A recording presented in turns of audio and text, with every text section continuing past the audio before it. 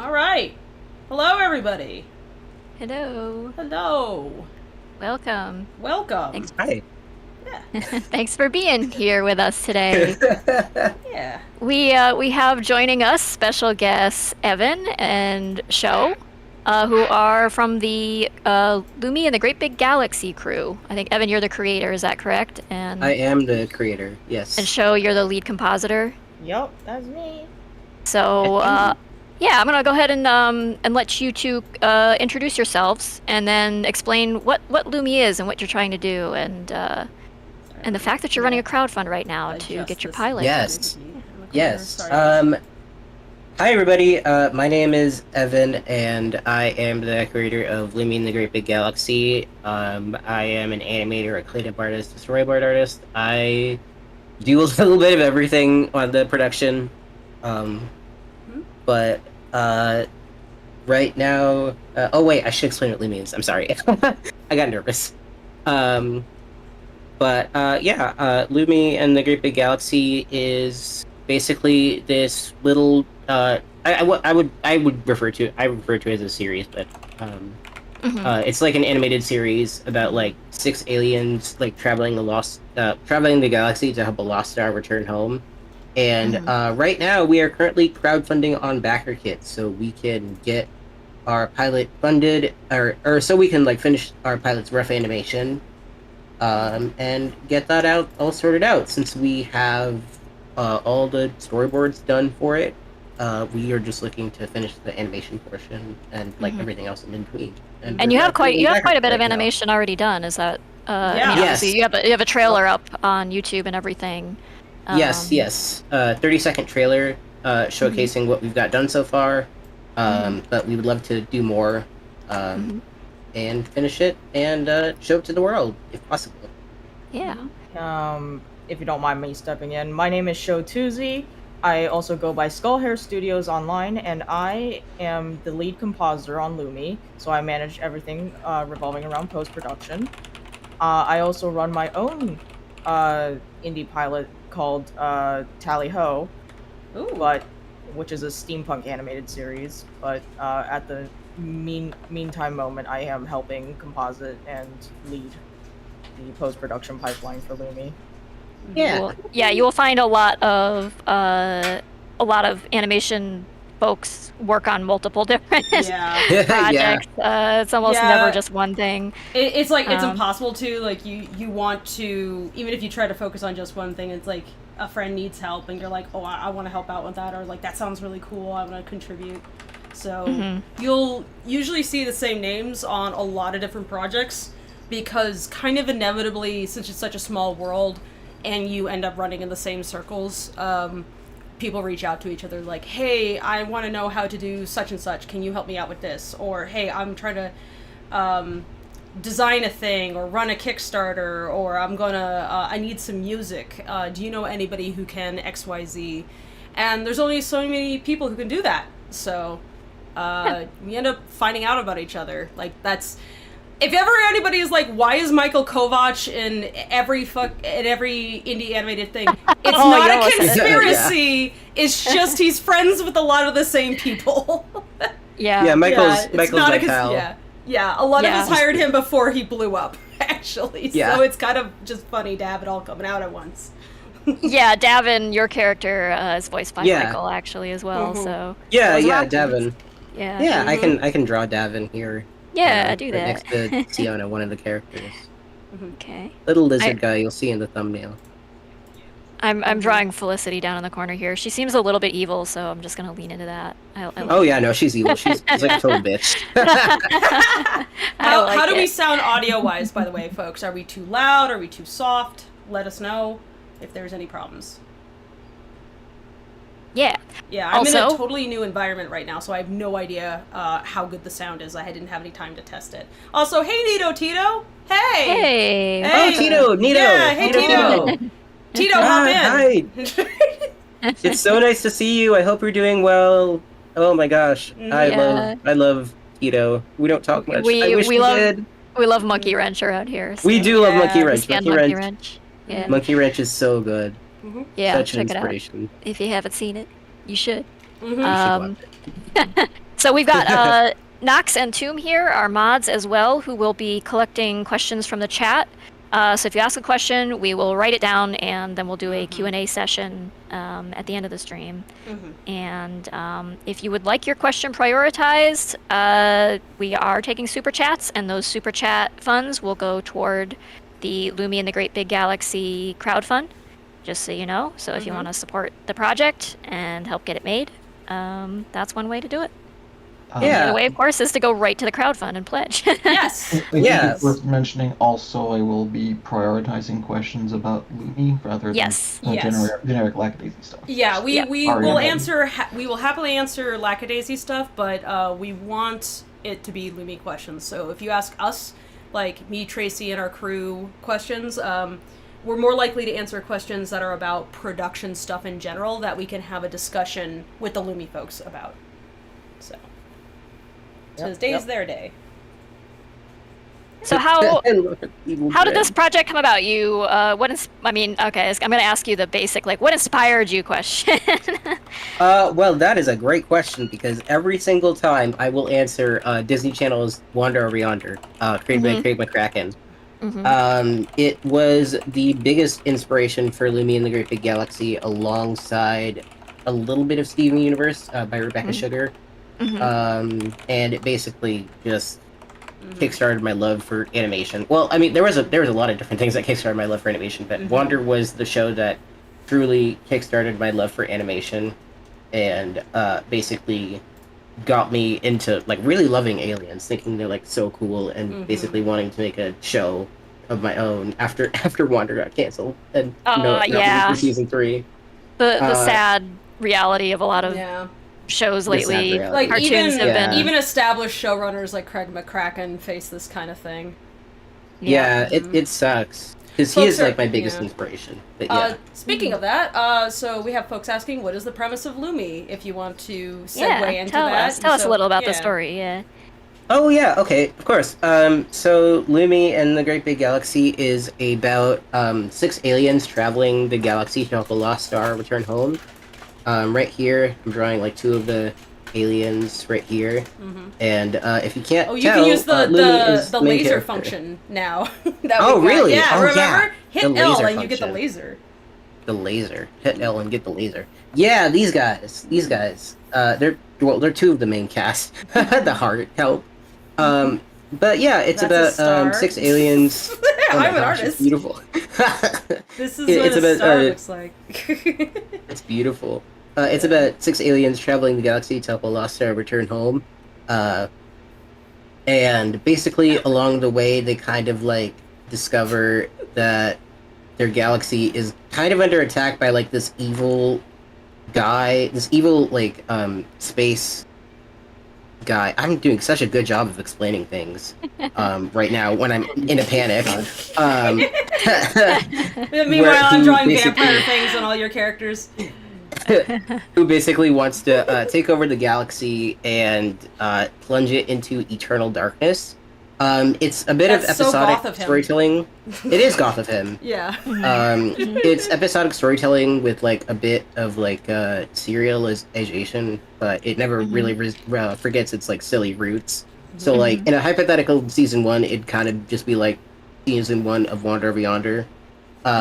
But the pilot that we're working on right now sets up a little bit of everything. Like in the future, like if by some miracle it manages to get like more episodes or like a season or something. But yeah, that's basically the series. It explores a lot of just like themes of like friendship and just traveling and just helping others. Adventure. Yeah, I guess the space premise gives you kind of a very broad canvas for visiting different worlds and different places and different cultures and having fun at that extremely, like the broad swath of, you can pretty much do anything you want. Yeah. I mean, like, it's a great big galaxy, as I say. You can pretty much do anything. This fantasy universe where everything is super compressed and you don't need to go light speed to go see a neighbor in the next arm. Or even if you do, I mean, that's the beauty of cartoons. Yeah, is you that's don't great. need to you don't need to explain. I mean, it's fun to have some lore and things, but you don't need to provide like some like real world explanation for how they do this. At the end of the day, it's a silly cartoon, and you shouldn't think about it too hard. Right. Yeah, don't worry Make about your it. Brain explode. It's Don't like, why worry do they all about it. speak Don't the even same worry language? about it. Don't worry about it. Why are they all Yeah, like, remember the theme humanoids song with, of like, 4 legs? MST3K. Don't worry about Yes. it. It's space fantasy. That's the fun.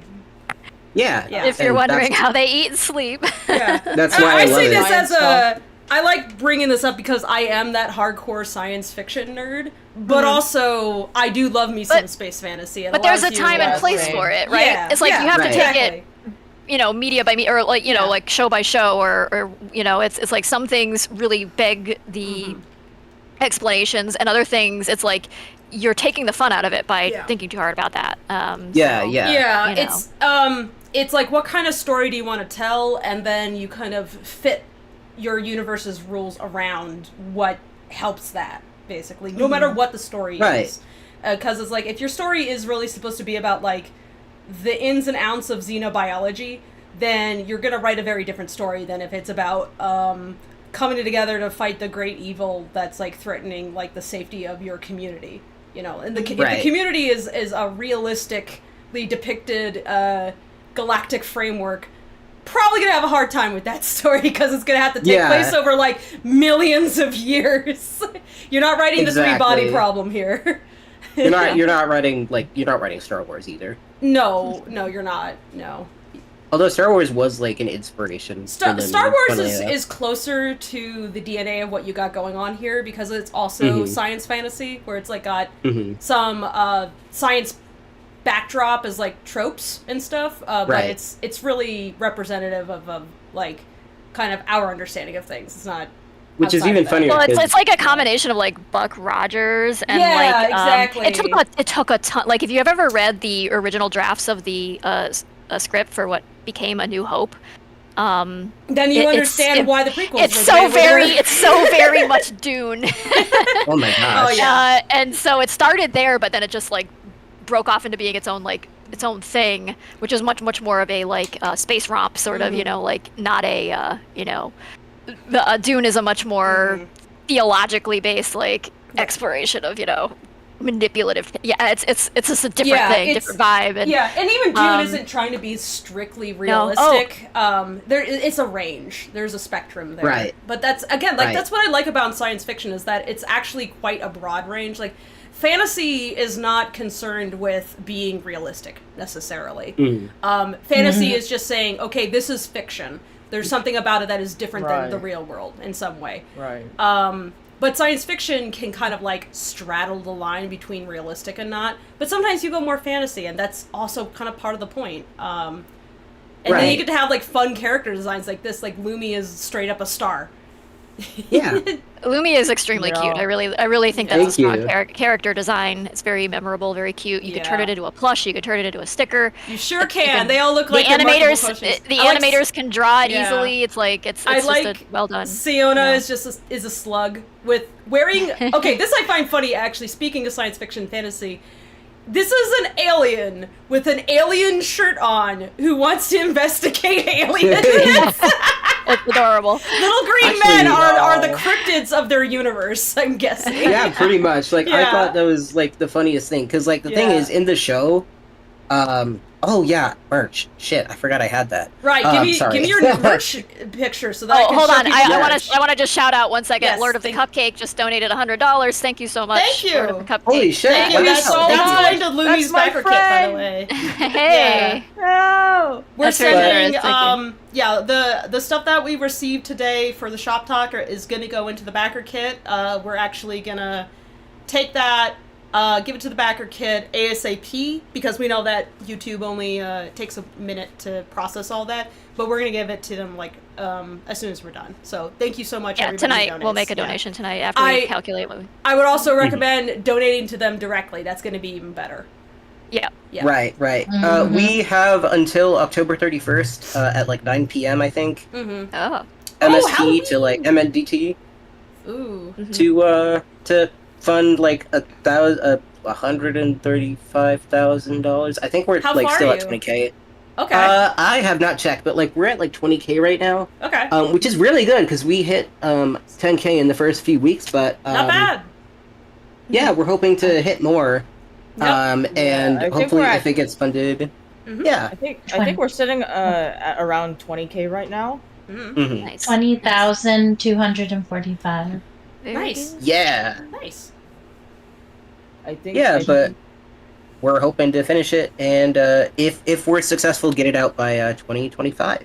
Yes. Fantastic. And thank you, Callie Myers, who says you can donate as little as $1 or as much as you want. Look at all our cool pledges. Thank you for the reminder. Yeah. You don't have to donate much. Like anything is helpful. Small donations. Yeah, actually matter lots a of lot small more for donations things. add up and Yeah. actually are like That Lumi doll the is backbone very of any cute. crowdfund are the small donations Yeah. coming in numbers. You Hell know, yeah. so. Mhm. Yeah, I and think- also bear in mind that when you pledge for a project like this, Mhm. it's not just going to the creators. They're actually paying a team of Yeah. artists to work. So you are employing artists. Yeah, Who have this Yeah. is the most direct Don't way you employ, can. please. Yeah. yeah. And they will Yeah. make a Employed. cool cartoon for you to watch in the future. Yes, we You're- want to make this. We want Yeah. to finish this. If it Yeah. gets made, things like this often help future things get made. Either the same thing or the same people like go and make other cool stuff. So it all snowballs from there, and you never know what happens. So it has a huge effect on people. Like your dollar goes pretty far, and it's not going to anybody's yacht. Yeah, It's not going to I David don't own a yacht. Zaslav. I can't afford a yacht. I I don't want a Right. yacht. Even if I Because could afford a yacht, they- I would not get a yacht. It seems like a It's waste. basically nobody in animation. Nobody gets into animation for the money. Yeah. No, the No. money goes towards production, like all of it. So Like- it's like Like, what was that No. thing? Kilo, back me up here. That thing where there was that voice actor who works on DuckTales who was being. oh yeah, he was From he was also in Community. or, yeah, Yeah. he was in Community. Yes, Yeah. he was in Community, and was it Larry David? Was that the name of the Uh, guy? No, Larry no, King. Larry King. Larry King. Thank you. Was like, oh, what do you do to relax? And he was like, I like socks. You know, I like nice pair of I like warm warm socks. socks. And the guy's like, no, like luxuries, like real luxuries, like, and he's like what? And he's like, you know, like a yacht, like a boat. And he's like, Yeah. Larry, I work on DuckTales. Yeah. I voice a duck. Yeah. It's like, what? I don't have a yacht. No. Yeah, it's the guy who plays Abed in Community. I can't remember the actor's name, but but yes, it's very telling. It's very much like how much could a banana cost, Michael? $10. $10? Yeah, yeah. yeah. Yeah, I made a folks- joke like that Yeah. earlier. Yeah, it's like you might be kind of like in the Hollywood circuit if you're making a mainstream, a quote unquote mainstream cartoon, but it doesn't mean you're making like A-list celebrity You do money. not or make that B-list money. or- That's- You're not even making No. E-list celebrity money. You You're like- basically you are lucky if you are making a middle class living. That's usually the aim. Like there are exceptions, but they are the exceptions. Like Yes, but Seth that, I Green mean, gets to make yacht money, not the rest of us. right, Yeah. right. I mean, the point Right. though, the overarching point is that animation requires a lot of money to make, and that money goes toward making the project. It's not to make artists rich. Artists are just, I mean, kind of most of us are already in the mindset like we'll never be rich. We just want to be comfortable enough to make the art, that we I- can keep making it. It's Yeah, like- it's like can I afford to keep doing what I do? Basically Right. that, and also afford the doctor. Can I go to the doctor? Important questions if you're American. Can I go take a plane ride to go see my family on occasion? This is not even Me like either. grandiose vacations. It's just like basic stuff.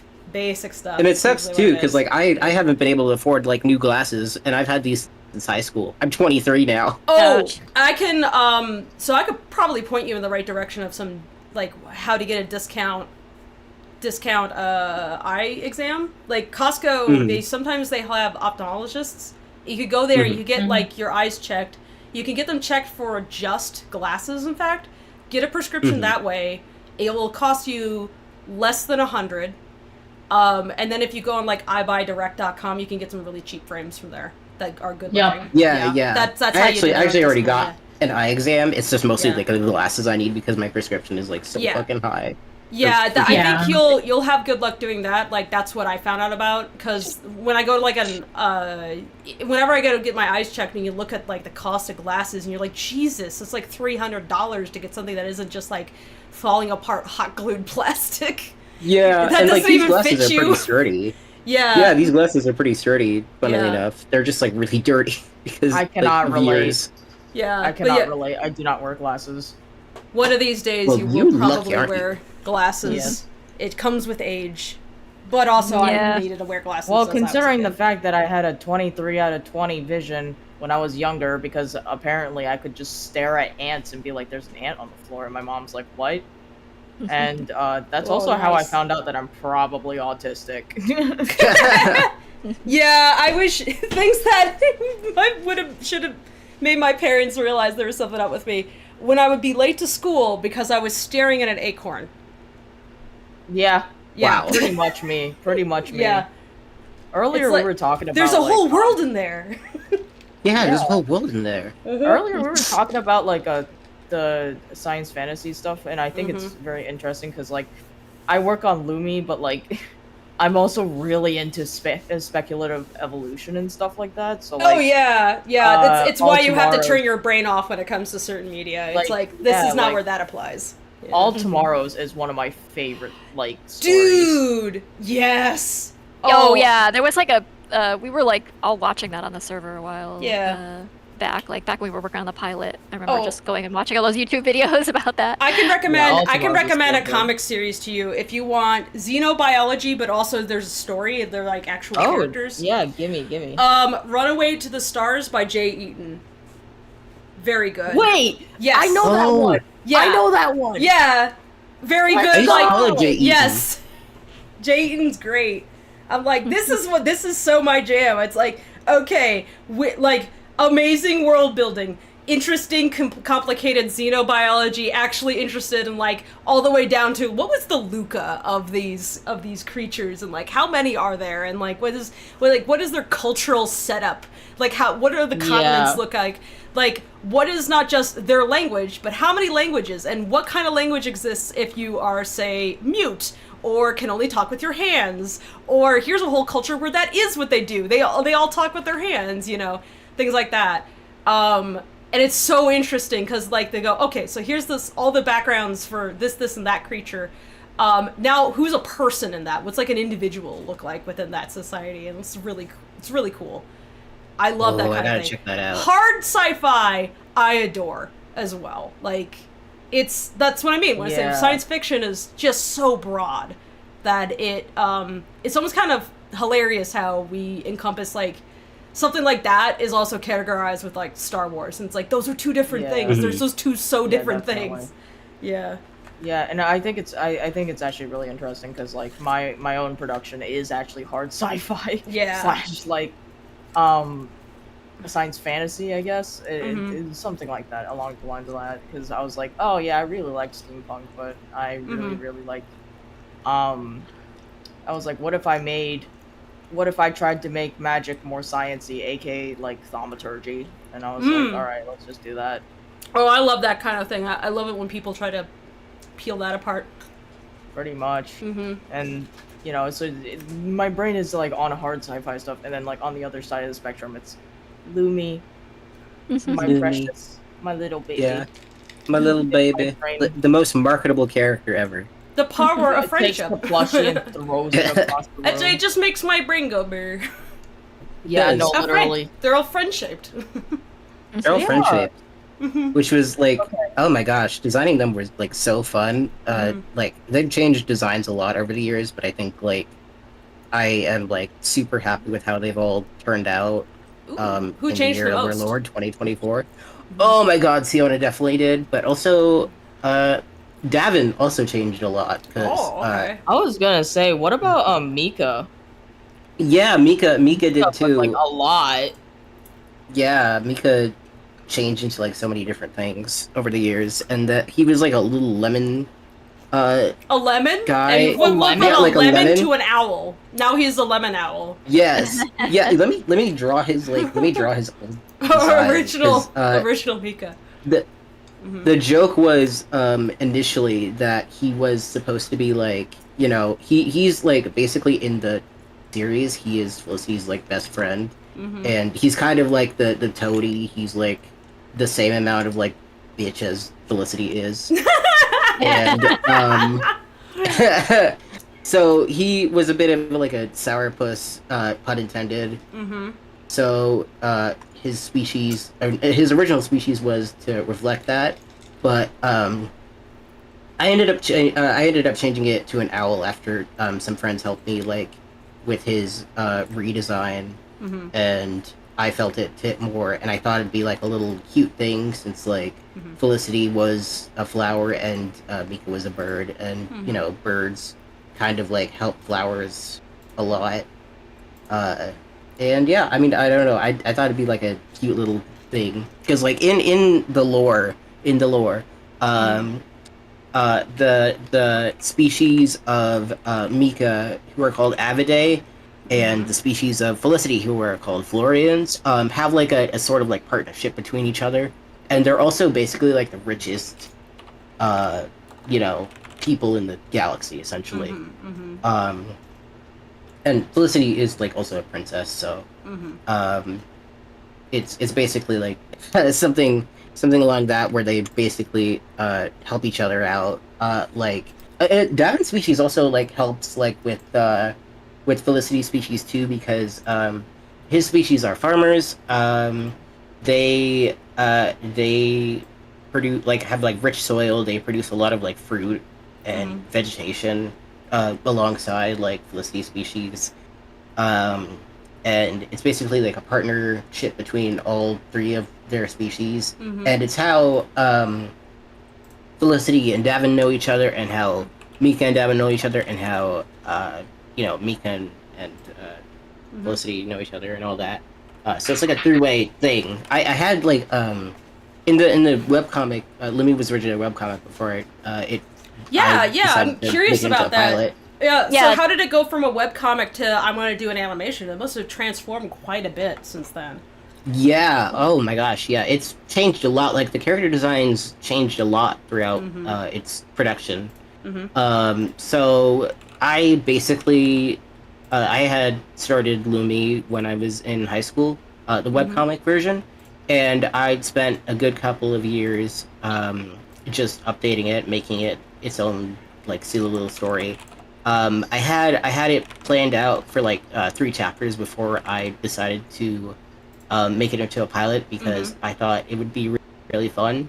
Because I made an animated short to promote the webcomic at the time with my friend Annie, and I thought, you know what, I kind of want to jump into making it like a full-on pilot, and we it kind of like just ballooned from there. Into making it a pilot. I ended up taking the webcomic offline, but I plan to reinstate it because I do have all the pages, the original pages. It's mostly just like I took it down out of my own embarrassment because I felt like I wasn't like a very good writer, and I felt like it just kind of didn't artists are their own worst critics. Yeah. It is how it is. But it's rough. But it's yeah, like I get looking that at your you old wanna... stuff and you just cringe inside. You're like, you know. Yeah, I feel like my old comics. I still cringe like looking at it now, but like I look at it with the fondness because it's nice seeing what it transformed into, and like the ideas that I decided to keep from the webcomic. Yeah, none of that work is ever in vain, even if you end up kind of tabling it. It's always a massive learning experience to take on a project like that and just keep pursuing it. But I would go ahead and say that like that's a good idea if you are wanting to get something made. One of the best things you can probably do for yourself and for the sake of the project is to kind of solo it for a little while and see if you can kind of make a bit of a footprint on the internet and get a little bit of an audience built up, because that's the kind of thing that you can kind of like leverage into the next big step, which, you know, if you're going to run a crowdfund and you've already got an audience for, like for what you're doing, that helps a lot. If nothing else, then even if one of those things falls through, at least you made a comic. Like, which is good. You did something. I mean, there's no guarantees that anything works out exactly how you want it to. In fact, almost nothing ever does. But it is like, it's just good foundational. Get your idea out there and start showing people what it is. And get some people interested in what you do. It's actually basically interesting because how I built up my audience. I'm going to quickly chime in. Chat is asking where they can read the Lumi webcomic. Oh. It's now. It is taken offline right now, but I plan to put it up. I might actually like go ahead and put it all together when Shop Talk is over. Actually, yeah, it probably wouldn't be a bad idea, yeah. or even just highlights of it that you feel like are still strong. Just be like, hey, here's the comic this idea originally came from. It's just a neat thing to share and be like, and you can use it to kind of like post on social media and help drive more traffic to the to crowdfund, and you know. Yeah. Oh fuck. Oh, somebody no. died. Oh. You okay? I think that was Show. Man, how much are you blood alright? have we shed for this stream so far? Because it's not been non-zero. Like, before the stream started, I kicked my chair on accident and, like, tore off the tip of my toe.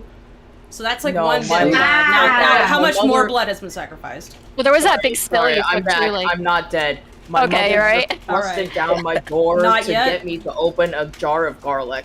That was like that door. The door is like janky, so it went boom, and I was like, oh.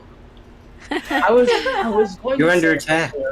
Yeah, I was under attack with a jar of garlic. Animation is a very dangerous job. At least we know it was just one of those big, like garlic. It was just. But like whole pieces or chopped? It was like a whole jar of diced garlic, which I don't know why my mother bought that. But like. Okay, so whoever handed you that, tell them that they can make it better for cheaper. Give me a call after stream. Also, hey, Nox and Tomb, can you, when the super chats come in that aren't a like detailed question, can you just like shout them out for us? Yes, thank you. Oh, okay. Mm-hmm. We didn't want to interrupt it. Shout out That's why at we were like. Okay, I have the slideshow now of all the merch that they're offering on their backer kit up. So sorry for all the finicky messing around with the stream visuals, guys, but I wanted to show off what they got. They got really cute Lumi plushie. They got stickers. They got a poster. We have more too. Well, not more. We got small stuff because we're not trying to overload the shop right now. But yeah, I would not recommend overloading it. Crowdfunds are very complicated, and the more you add to it, the worse it gets. We would know. It's like, oh my god, shipping stuff is a nightmare. It's such a nightmare. Yeah. Oh god, yeah. Anybody doing crowdfund, do as much as possible that you don't have to ship. Yeah, like, digital goods downloads are your fine. friend. If you're gonna put together a crowdfund, you can easily put yourself in the red, even if you can fit the price of manufacturing your item in just fine. Like the shipping costs are gonna be. Shipping's been fluctuating a lot, especially potentially, lately, yeah, and shipping, it's bad. It's like really bad. Postage prices go up very frequently, very routinely, and so you may end up in a situation like us where you charge one thing for shipping based on what the postage fees are at that time, and then when you finally get your product in and it comes time to actually ship it, postage has gone up 3 or 4 times in price, and suddenly you have to make up for that difference, and you can't go back and charge people again for it and be like, oh well, you actually still owe me more money. You can't do that, obviously. So you have to eat the cost. And that's how a lot of crowdfunds end up accidentally self-destructing. So if you're gonna do that, it takes a lot of planning. Don't just willy-nilly throw a crowdfund out there and be like, oh, I'm gonna make all this stuff and ship it all out to you and everything. You got to do a lot of research beforehand and piece it together and carefully, calculate what your costs are actually gonna be. And give yourself a buffer space for errors and miscalculations and prices of things going up over time and things like that. So, yeah. It's a complicated beast. We've had a lot of people. Fable, we seem to have lost the canvas on the. Oh shoot! I'm sorry about that. I was trying to review something and it got buried. There we go. Sorry about that, guys. But yeah, we have chatted with a number of people about the trials and tribulations of crowdfunding, and we're like, okay, here's what to avoid. Here's the mistakes we've made, even with as much experience as we have, and please don't do this, don't do this, don't do this, don't do these things. This can murder you. And it's so easy when you're doing stuff like this even if you do everything right, for something to go wrong and just it all falls apart. It all falls apart. There's a reason why so many crowdfunds some of them go nowhere. Failed to deliver on what they promised. Failed to deliver, and it there might not be any conspiracy. Nobody was trying to scam anybody. Just something happened, and that's how it goes. And it's always very unfortunate. So yeah, that's one reason I try to support folks just working really hard trying to get things done as much as I can. Mm-hmm. It's I rough. was actually going to say earlier that, funnily enough, about like the webcomic stuff and whatnot, I was actually a fan of Evan's long before we actually met, and so like when we finally met, I was like, I actually was a big fan of Lumi, like the comic itself. Did you have it up on like Webtoon, or was it like just a? Yeah, where was it? I had it on Webtoon and Tapas. Oh, okay. Yeah. Mm-hmm. I like Webtoon, yeah. Mm-hmm. And after a few conversations and stuff, I ended up becoming the lead compositor. So yippee! Nice. Yeah. Nice. I mean, we've been like best friends for years, so. I mean, Yeah, that's kind of how a lot of crews end up getting formed. Is like the core of it is like, oh, we just like know each other from this or that place. That's how Fable and I ended up like connecting up to do Lackadaisy. Yeah, too. we came It's from like, the same as I've called it primordial ooze of DeviantArt. Yeah, the Yeah, ooze at the bottom of the DeviantArt yeah. raccoon dumpster. Yeah. Slightly radioactive. Once upon a time when there was no AI art. Right, yeah, DeviantArt used to be the place, and now it's sadly just a library of AI garbage, but yeah, it used to be like, it was before even Twitter came along, before YouTube got really, really big, before Facebook, before was Tumblr, before Instagram, like there was DeviantArt, and that was the place to be if you were an online artist, and so like, that and God, forums. so many of the, forums. PHP, BB forums. I'm gonna be 37 this year. We're Oh my old. god. We come from a different era of the internet, a different epoch. But we sit here and reminisce about it, but it's not that it was necessarily better. It was just different. I wouldn't call it better. It was just other challenges. It was a mess. Yeah. It was its own mess. That's for sure. Yeah, definitely. There was a whole lot of drama, as always. Yeah, I remember like people would bully kids and nobody would say that was wrong. They'd be like, yeah, that just happens. Yeah, there's like 40-year-olds like bullying like literal children. Like I mean, it was also it was like olds. it was encouraged. It was like a period of time during it was encouraged by other during which something awful like ruled the internet at that point, and it was like the cultural keystone to like how everything tonally was, it seemed like, and like making fun of children and minorities and anybody who wasn't just average dude. Was according to them, everybody's favorite past. Yeah, according to them. There's only one kind of average dude, and it's like the dude that more or less doesn't exist. Yeah. So they were all pretending to be something that they maybe weren't, but it was kind of mean-spirited. Yeah, I will say that. There were like lots of blogs out there that were like, your webcomic sucks and you should feel bad, sort of thing, and they just like tear into people who were just doing their best, not getting paid anything to make their comic. Just and like I said, no, they would do this to literal 12-year-olds. They would bully 12-year-olds for the way that 12-year-olds tend to draw. I remember like they made a forum post about some art I had drawn when I was like 14 years old. Yeah. Tore it to shreds, and it was like, ouch. People are pretty nasty now, but at least like other people question it. It's like, that's kind of cringe, like bullying children for making fun like, art. It was like clearly the forum was full of people who were much, much older than me at that time, and they were just brutal. It was kind of a mean place, but there were lots of good things about DeviantArt too. It was like, you kind of just have a hub of where all the art was. You didn't have to like go to 13 different social media platforms to find all your favorite There weren't artists and stuff. 13 different social media platforms. There weren't. either. Yeah, there really weren't. There were no options. So Yeah. I mean, your social media platforms were different forums. But yeah, no, I think we've been talking about the old times for long enough. Like, so sorry. How did you first join the No, you're internet? good. I'm gonna pop a Yeah. Werther's original in my mouth and reminisce about. Listen, I was love also a those. bully I'm in kid my rocking on chair. DeviantArt, Yeah. so like, I were get you? it. Oh, Would you like me to bring you your prunes? I love Yes, prunes. please. I'm not gonna lie, I actually like prunes quite a bit. They're tasty. Do you guys mind if I take a minute just to cover all the super chats? Yeah, Sure, go please. for it.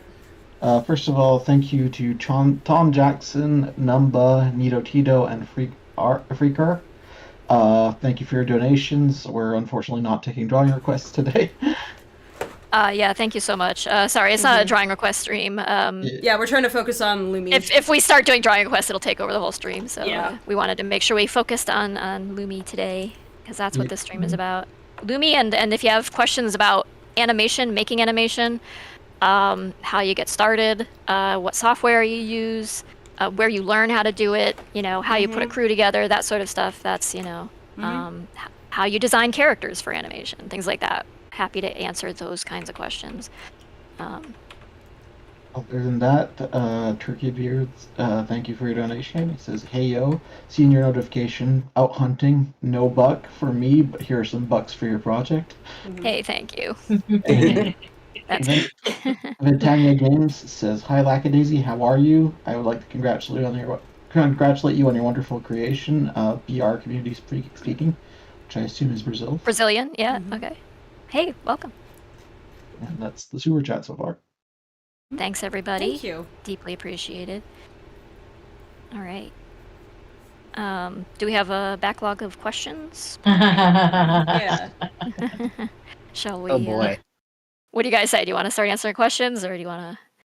I think we're good to answer questions. Yeah. All right. Let's do it. All right. First question was from Kitty Creative, who says, "Who was the character that was fun to write, and why, if you can say?" Ooh. Felicity, 100%. NDA? I basically channeled NDA? NDA? No, not NDA, because she's a main character. And also I love posting about how bitchy she is. But no, Felicity was the best to write, because I basically channeled like all the mean girls that inspired her, like Princess Morbucks from the Powerpuff Girls for one. I just loved writing her, being a little stinker, and like having Davin occasionally try to pacify her, but it doesn't work because she's got like a massive crush on them.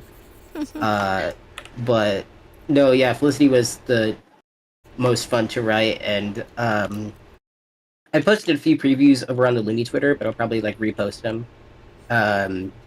because she's just like so fun, so terrible, and you can definitely see how much of a jerk she is, like a little bit in the trailer. But we've got a few bits of rough animation that show her total like jerkiness that I'm really excited to show off. Like if we I gotta say, characters who are villains or have a villainous streak are just always the most fun to write. Oh yeah. So. Oh yeah, for sure. I mean, you can tell even in every like animated Disney classic, they were having a blast with the villain. It's like who's the most fun to animate and make music for and voice act for? It's always the villain.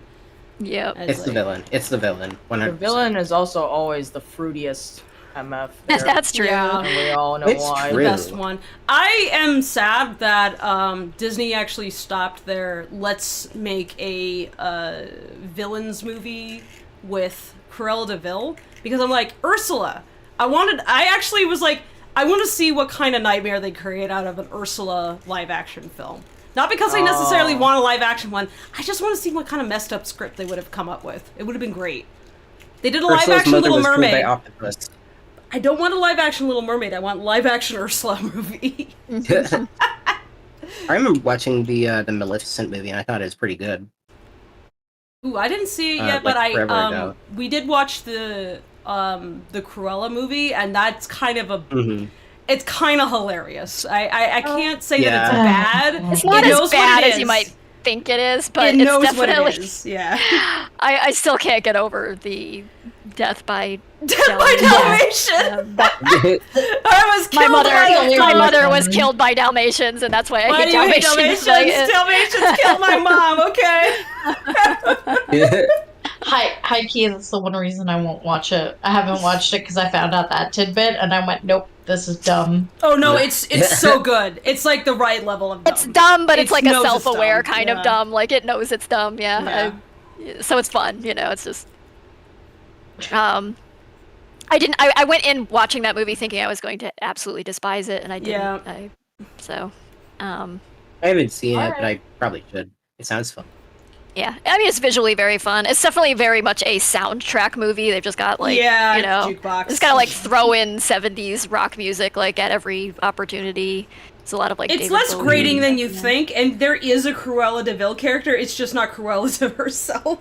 And like the resolution to the plot is great. It's like, oh no! It's also trying to be a little bit like The Devil Wears Prada. Aaron Klett says specifically highly trained attack Dalmatians. Yeah, which Yes, is not a thing, but in this movie it is. So. So long. It's But great. yeah, it definitely was trying to be Devil Wears Prada a little bit. Yeah. You have to watch the film and assume that 101 Dalmatians does not exist. Oh, we're not hating on it, but No. like Right. we actually quite enjoyed it. So. Yeah, this is not hate. If you want to hear me hating on a movie, well, I'm not even going to we would talk about the Rescue Rescue Rangers. Rangers. Oh live my action god, movie. no, that's like a Yeah. trigger Oh my for me. God. That's the one movie I've seen in a long time that I actively despise. That's a movie where I Actively watched hate. it and I'm like, you wasted so many people's time. Yeah. This is so mean. It's a film that dislikes people, and like the only thing that comes close to like that level of misanthropy, just misanthropy is 8 Crazy Nights, which I would much rather watch 8 Crazy Nights than Rescue Rangers like 10 times over. Wow. Yeah. That's a technical crazy. foul. Yeah. I'd rather watch that. It has more heart than says a lot.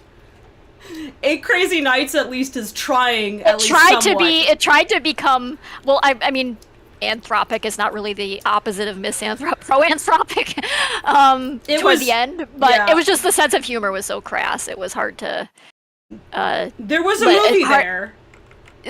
there was. Yeah. It's just it was a flavor of humor that was popular at one time that is like doesn't really translate to modern sensibilities, I would say. But the animation's nice, and I heard the artists were treated really well on that film, so Yeah. you know. And That's a apparently rarity. the director also liked what we were doing, so it's like, hey, thank you for Oh that. yeah, Appreciate it. Seth Kersley. Yeah. He's cool. Yeah, he shouted us out a few times, so It's like yeah. mad respect to anybody who can steer that ship. Like, holy crap, that must have been a whole thing. But yeah.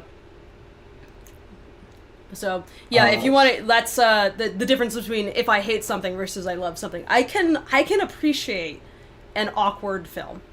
I can appreciate a film that isn't even my cup of tea. But the one thing I can't really tolerate is if I watch a movie and I'm like, I think everybody who was involved in this was in pain. That's not a fun time for me.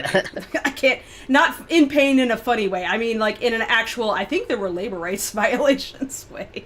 Oh, Yeah. yeah. I don't want to get too much into No. the why the Rescue Rangers movie was not good and actually pretty Yeah, I terrible. have to stop myself actually because otherwise we'll because just be we talking will about because it that. will we'll just be ranting and yelling into the Yeah, we yelling won't be at talking clouds about for the Lumi, next. which is much Yeah. more work. Yelling at clouds. Yeah. Lumi is much more full of heart and yeah. actually celebrates animation and artists and creativity and adventure and everything, and so yeah, it's I was really gonna ask, are we going to answer some more questions? Yes. Please. Yeah.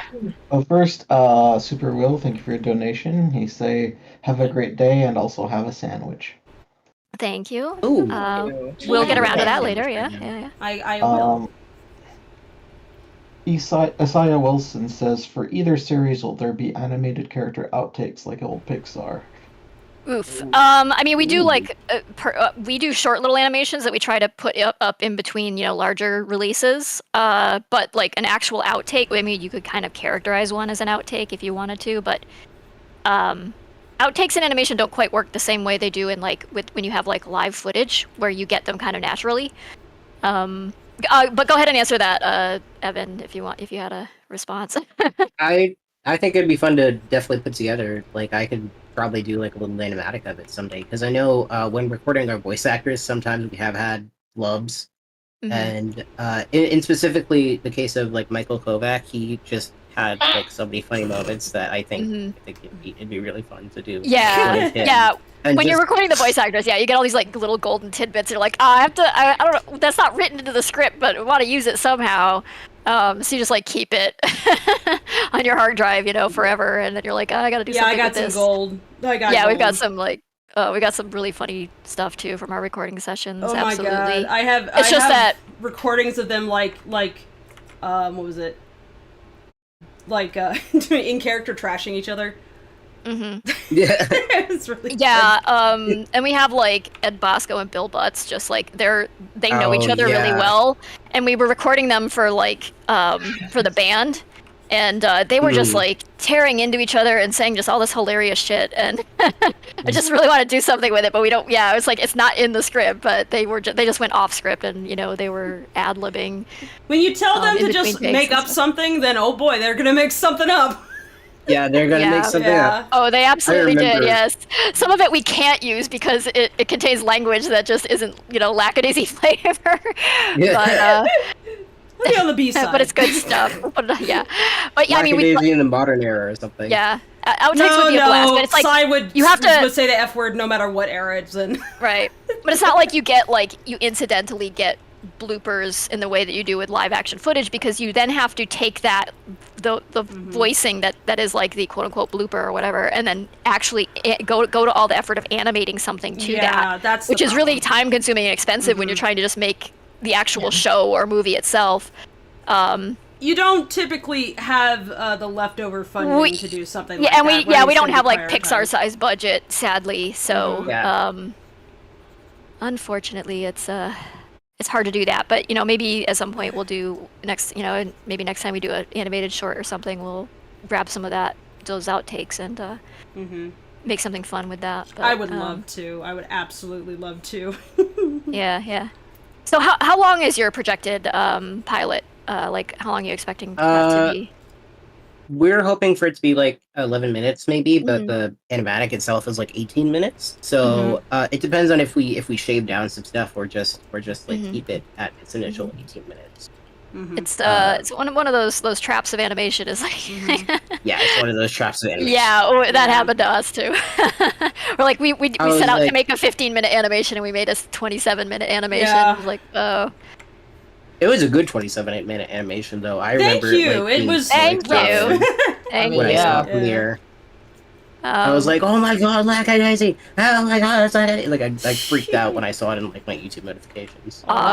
Thanks. Yeah, Lackadaisy was very much like it came out, and then like my partner goes crazy over Lackadaisy, so like they watched it immediately, and as a birthday gift, I actually got them the plushies. Oh, I'm really, really honored to hear that.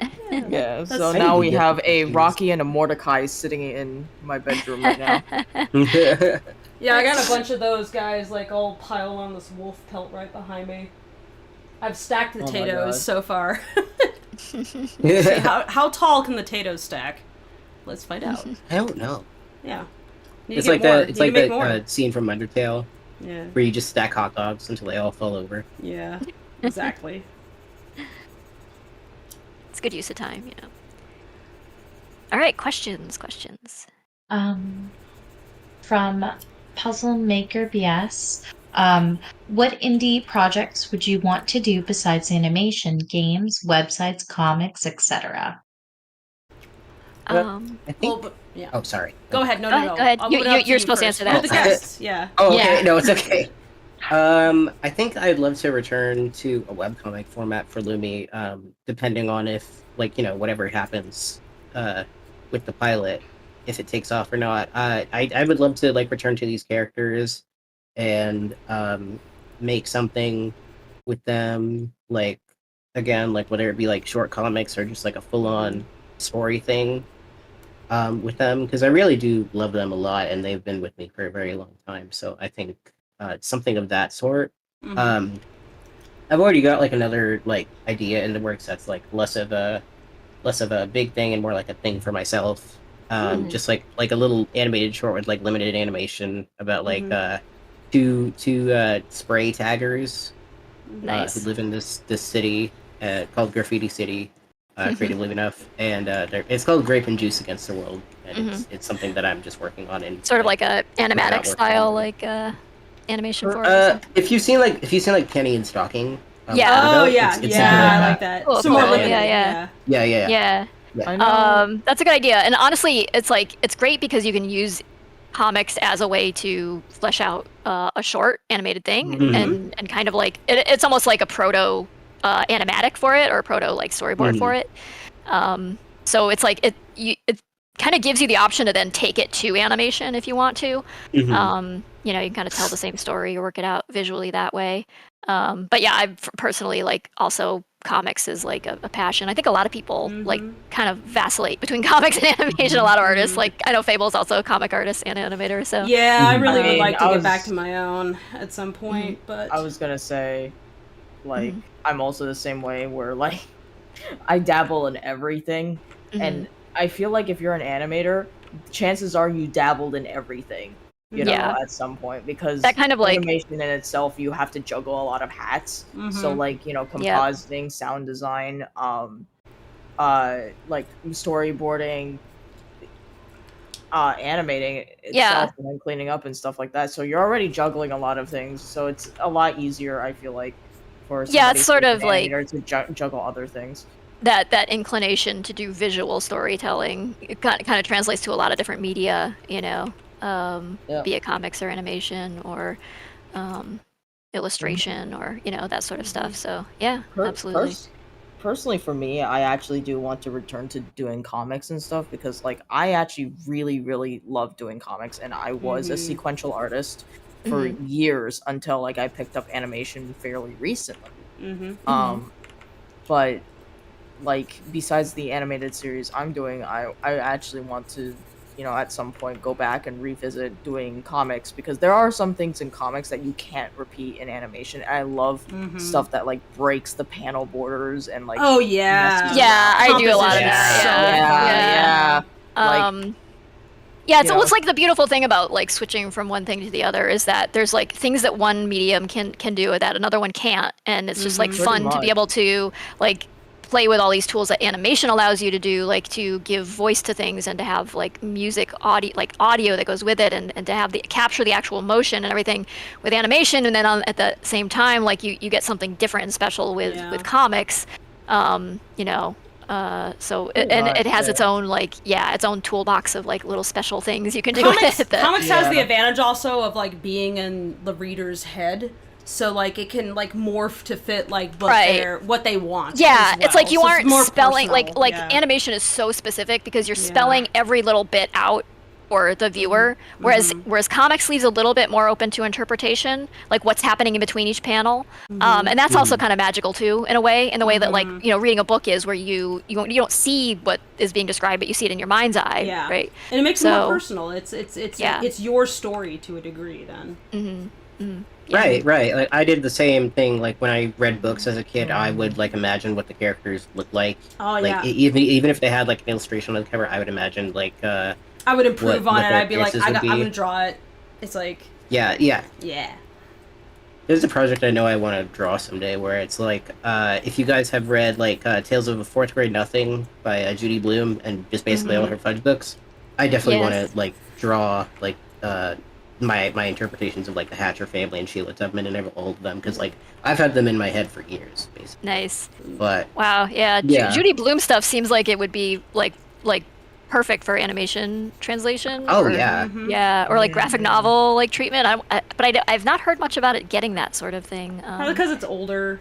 It's like not in vogue right now. But meanwhile, it's like I think that stuff could still hold up. I mean, like it wasn't, you know, these weren't modern stories when we read them after all, and we still were like, yeah, I get this.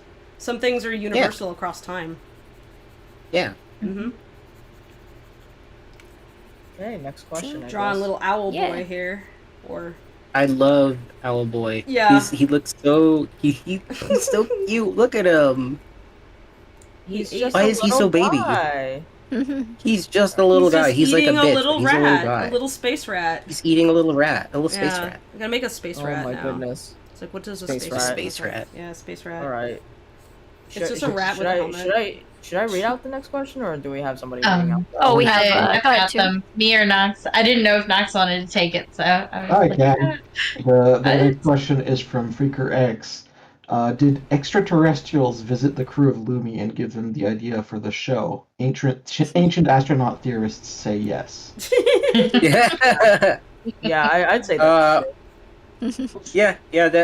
If ancient aliens came in the form of like a 22-minute cartoon split into like two 11-minute segments that premiered on the Disney Channel in 2013 on September 16th. That was titled Wander Over Yonder, created by Craig McCracken, creator of Foster Son for Imaginary Friends, The Powerpuff Girls, Kid Cosmic. Then yeah, I would say that yeah, they definitely came to me. Now we got a neuralized chat. Thank you. Yeah, no. Not again. Go for it. From I figured we'd like trade off. From Del Bunny 19, question for the Lumi head: how did you and Shou meet and end up working together? Oh man, like I think Shou already talked about this, but we met from because like Was it the storyboarding how did we meet? group? I think it was the storyboarding group or something. Yeah, the storyboarding group. Yeah. We had like a the storyboarding group that was like storyboarding group, and then I just approached and was like, "Hey, I'm a fan of your work, actually." Yeah, and then I was like, "Hey, I'm a fan of your work," and then it was like, "We're best friends now." Oh my Yeah. god, And, just now? yeah. Yeah. Just to reiterate, like that's how crews are made, and that's how you get work and how you end up involved in projects and things is by meeting other artists. So people are always like, well, how do I get a job voice acting or animating on this thing or that thing? It's like Go talk to people. meet other artists, talk go to talk to people. them, join those Yeah. types of groups where they talk about like they nerd out about storyboards or animation in general or whatever, and that's where you're gonna cross paths with the kind of people who are making the kinds of things you want to make, and that's how you find out. Oh, you're doing an indie project. Like, are you hiring a crew? And they're like, yeah, could you, like, I need a compositor or whatever, and then suddenly you have a job. So, that's how it goes. Okay, next question, I guess. Yeah. Basically, the next question is, what would be the timeline for your pilot release for Lumi? Depending on if we're successful, 2025 maybe. I'm not exactly sure when. Maybe the 5th quarter of 2025, 4th, Yeah, 5th, maybe. When There's creators There's are no vague such thing about as a fifth releases, quarter. it's because Yes or we no? know when we Which want makes it to that a release, perfect but- answer, honestly, yeah. because Yeah. because anytime like there's just this It's a rule curse. Yeah. in both animation, filmmaking, video game development. If you announce a release date, you will miss it and you will make everybody mad. So that's why when people ask that question, it's like you just don't ever give an answer because Yep. you know that like even if you have think an you're being internal generous. date, you have an Something will internal go date, wrong that'll something's delay wrong. you Yeah. a month or 2 months or something. It'll just that's just the way Yeah. life works. So you don't give an answer because Yeah. then when you do release it, it seems like it's on time, whatever Yeah. that is. Believe me, But it's just, if we could release it sooner, we would. It's just the universe conspires against you quite frequently. Yeah, unless you've been on the interior of development on something like a game or a film or a cartoon, whatever. It's hard to convey just how many moving parts there are and how many things can go wrong and how many things do go wrong and how many mistakes you end up having to fix after you think, oh, we're almost done with this one shot. Like just today we had an artist come in because we thought we had this like Rocky shot basically done, animation, and then we realized, oh, the pupils are wrong in this one particular spot. They're looking in the wrong place because we had to make an adjustment to the placement of another character, and then we had to go back and like fix all of that. And that's like another, extra day of work that's added on to that thing that we weren't. And then that happens at like a small scale and at a large scale sometimes. Like sometimes something's more profoundly wrong. Sometimes we have technical problems. Somebody's computer goes down for a week. Somebody's car gets stolen. Somebody has to move. I was moving, just these recently, are all I was literally things that moving. have happened. And, It's it's like, oops, my landlord died. Gotta leave. Where am I My gonna God. live now? I don't know. And that's Yeah. that. My life has been what the fuck this summer. It's been Somebody's crazy. suddenly in the hospital for a month. It's like, oh, damn. Yeah, that's happened That's pretty multiple much times. me. Yeah. I was like last year I actually ended up in the hospital. Yikes. no. Yeah, I was like, "Show, are you good?" And I was like, "Oh, "Oh, I'm No. not good." No, I'm Somebody not does good. be like, Fucking no. food responses. Like we are not joking. Multiple times, crew members are like, "Hey, how you doing? When's that thing ready?" I'm in the hospital right now. Take your time. Yeah. So many Yeah, I was times. basically like, Don't die. I mean, Please just- don't die. Yeah. You're not allowed to die. It's not in the contract. But yeah. it's not in the contract. We love you. Please stay Yes, safe. please don't die. Evan knows this. You are but in there's fact always not something- replaceable. You signed a non-death clause, so Yes. There's It's in always there in something small print. going on with me. Yeah. There's always something There going on is. with me every Yeah. week, and it's like I'm like, am I cursed or something? Because it's just like I could be like, oh, how are you doing today? And I'm like, Dying. I've had like 3 Yeah. nosebleeds today. How are you? It becomes And that was that's- me. That was me. That's one reason why I'm like, It's everybody is like, if you are not feeling good, stop what you're doing and go take care of that. It's going to be a lot faster and better for you and for your art if you take care of it now than just ignore it for a week or a month or years. It gets harder and harder and harder to manage when you acquire problems like chronic pain. yeah. I mean, I think one of the tenets Yeah. of doing indie animation or any kind of art, comics, whatever, is don't die. Don't die. Hey. It won't break get finished first, if you and die. Yeah. When your animation is done, then Then you can die. If you Yeah. finish your Exactly. cartoon and then What a you're mood. physically unable to make anything ever again because you are just in that much pain, don't make that your goal. Work at a level where you can keep making stuff after that thing is done. So Yep. it's like, do you want to keep You want making to things be after able to this? enjoy it. Exactly. Yeah. And this is all from experience. Geez, I have to go see a doctor about carpal tunnel soon. I was having like a real bad bout of it just like the other month. It probably Oh, no. also was not helped by the fact that I was under tremendous stress. Like, I can't even go into all of it, but yeah, there's the having to move suddenly. It's like, you have a month to figure out where else you're gonna live. Also, the rental market has exploded while you weren't looking. Good luck. Don't fall for a scam. There's a lot. It's been bad. So yeah, your Yeah. situation was brutal the last month. Oh my god. I ended up having to move out of like way out of the way. Like, I'm now on the very edge of LA County. It's like, oh god. Wow. Yeah, it takes me a while to drive to see my friends now. Sucks. But this place is okay, you know. I'm glad it's okay, and you have like a place to live in. Yeah, they were okay with all of our creatures, and I'm gonna make a catio out of the patio, so... And then my birds and my cats can hang out there. Not at the same time, but, Right. that's the goal. So my girls and my boy will still get some outdoor time, as is... They need... Birds need the sun. So, yeah. Look at this Alright. this draw pile, like, you guys are making so many fun doodles. Okay, I just like doodling my guys.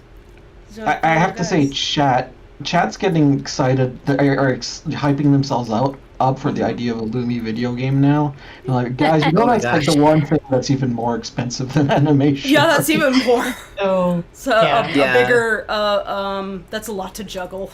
That's coding on top of everything else. Let's Not do even one coding. thing at a time, maybe. Yeah. Yeah. One Finish thing at a it. If you time. want, if you want it to get to the spot where they get to make a video game, fund the animation first, because Yeah. that'll make that all the Yes. more likely to happen. So.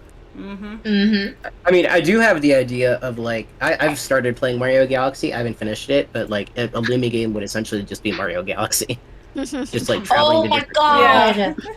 I love Mario Galaxy. It's honestly my favorite game. Like I'm my still favorite playing Mario it. game. I'm still playing it. I absolutely adore it, and I have definitely taken some unconscious inspiration from Super Mario Galaxy without even realizing it. I love it. Wrong We with can that. chat later. Yes. Like I'll talk about it later. Okay. The next question is, I'm gonna butcher this name and I apologize. Deviox. How do you handle artists / animators / members' salaries? So what we did for Lumi, we talked about like what we want to do and what we would consider fair pay for this project. we were like, okay, so we're gonna get all of your guys' answers, and then we're going to see what the most common answer is and narrow it down, and see what and see what works for us.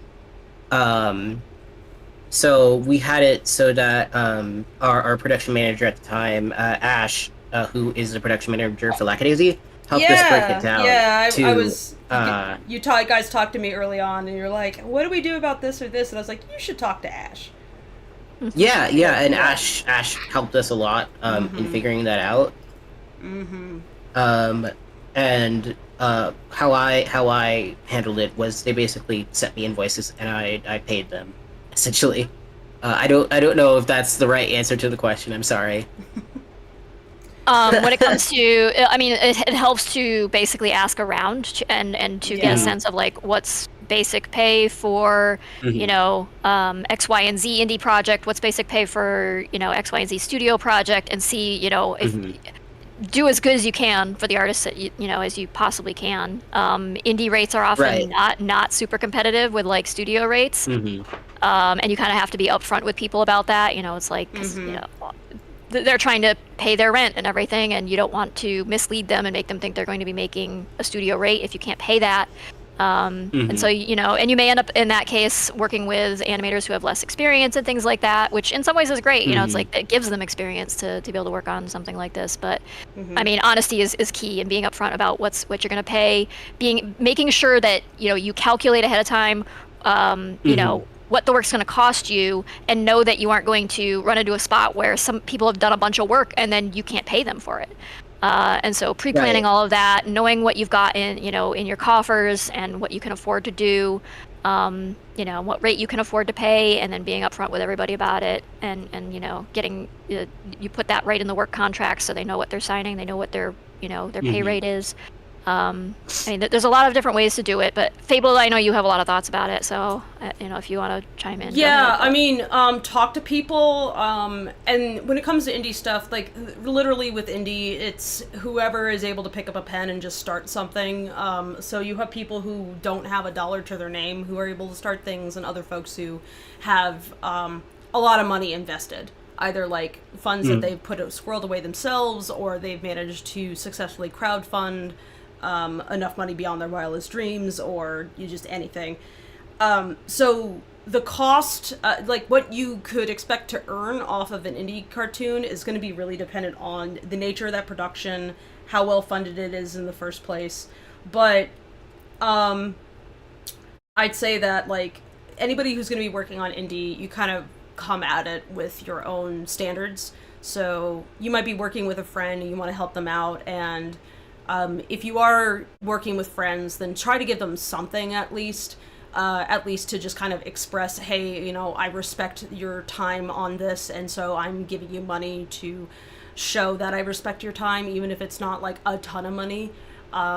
It still like is just a kind of a demonstration of that.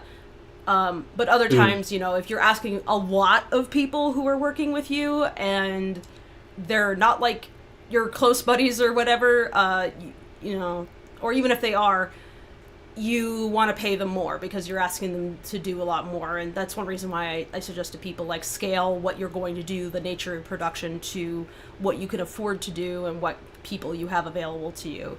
You don't just like go, I want it to look like this, and then you stick to that and you're uncompromising about all of that. You need to make sure that that's actually possible with the budget and the time that you have, with the people that you have on hand. And it's not uncommon for like a lot of indie productions to not pay anywhere close to studio rates. And that's on the assumption that they're just like small things that aren't probably making any money or that much money at all on their own. But yeah, I would never suggest working on something on the promise that it will make money later. You gotta work on something because you like it now. You like the people you're working with now. Yeah, you like unless, it now. Yeah. Unless you're like, a team of people who all agree or something like that, where you're like, none of us are going to take a paycheck from this. We're all just doing this for the experience or to make it because it's like a passion or it's a school thing, or, we just want to see what it's like. Everybody on the same page about it. We're not doing this for money. Okay. know what you're Yeah. getting into at least. I'd say But that, you know, if you're don't try to build a team on spec. So like Yeah, you don't do speculate, that. I'm gonna make $1 million on this on YouTube, which by the way will never happen, no matter how many views you get. Yeah. And Yeah. and then be like, and then I'll pay you all after that. You know, No, don't that's do why that I to say anybody. pay people something as just like a demonstration of respect at least. But then there's also projects that are indie that are a lot more ambitious, like Lumi, where, you know, having some sort of expectation of like, okay, we're going to make this much for, you know, this many seconds of work or this many hours of work, and that's like a standard, and there's paperwork involved, and it's something that could go somewhere, and there's merchandise involved. That's the thing where you would start getting more formalized, especially because it's not just three friends, you know, hooking up to make like a 1-minute goof. So the more potential future it's going to have, the more formal is that it's a good idea to, you know, make everything. Because, Right. you know, there's, like I said, it's like indie literally just means not in the current industry. It can mean a lot of studio things, system. really. That's it. Yeah. Yeah. So it's just like how webcomic can mean anything from, I posted a doodle today, there were 2 drawings involved, to massive webtoon that got Like a graphic turned novel. into like its own like Yeah. anime. Yeah. So but yeah, so it's scaling and figure out what you're doing. Most people listening to this probably do not have millions of dollars at their disposal. So start small. Also, so you don't want to break your budget, and that also means like start with like a smaller crew of like, what could you and maybe 2 other people accomplish together? Like the more realistic the better, because you build on experience. If you are that kind of experienced person, and there are some people in chat like that, you already know that, you've been through that rigmarole, and crowdfunding is a great way to get the kind of funding you need to do something more ambitious, where you're like, I think this has legs, I've already seen where it can go, I have experience under my belt, I just need the money to pay people fairly for their time. Because that's why you do crowdfunding. It's some amount of that money might go to you so that you can focus on something full time, but you also have to consider that the people who are going to be working with you, can you pay them enough money that they can also focus on it full time? If not, then expect it to all take a lot longer, even if they have just as much passion as you. because then those people are going to have to work on other freelance projects. Yeah, they got to pay juggle rent, they yours. got to eat, they got to And so pay bills. you maybe can only get 10 hours of work out of them a week, not 40 hours of work out of them a week. So, you know. Yeah. But It's Right, and always go ahead. it's always the triangle. You know, you can either have fast, quality, or cheap. Like, But not all three. you can't have all 3. It's either fast and cheap, but you won't have the quality, or quality and cheap, but like it won't be fast, or cheap and Quality, right. like that whole triangle. Yeah. Yeah, you can't have all 3, and I have seen so many times people who try to get all 3 and they fail, Yeah. and most of the time it turns into arguments, like all the time. I'd say that for any given project you're going to do like this, at least start with a solid script. If you don't have pretty like good much. writing, it's not going to be great. You're going to have a tech demo. No matter how pretty it is, if the writing isn't great, you're going to basically have a tech demo where it's like, wow, that's beautiful, but nobody can emotionally connect with it because it just doesn't, none of these characters like ring true. So have characters that you genuinely like, and that it doesn't matter if they were all stick figures, you could still write it. It would still be fun. So you gotta have like that basic thing there. Have a good script. I would also say that it's a good idea to have good sound if you're gonna do a project like this, because again, like the visuals could be pretty simple, but if the sound is bad despite good visuals, it just doesn't feel good. There's something uncanny about it. So try to have good sound. It's almost hard to watch because it's like if the sound is really bad, it's kind of grating, and like it can make one it can make character's something voice is like really loud and someone else's is super soft, and you can't like watch it without it like bleeding, making your ears it can bleed. take That's something bad. that's got like Disney level animation qualities and make it seem like amateur hour if the sound is bad. I feel like both sound Right. and compositing are very similar in that sense, because Yes.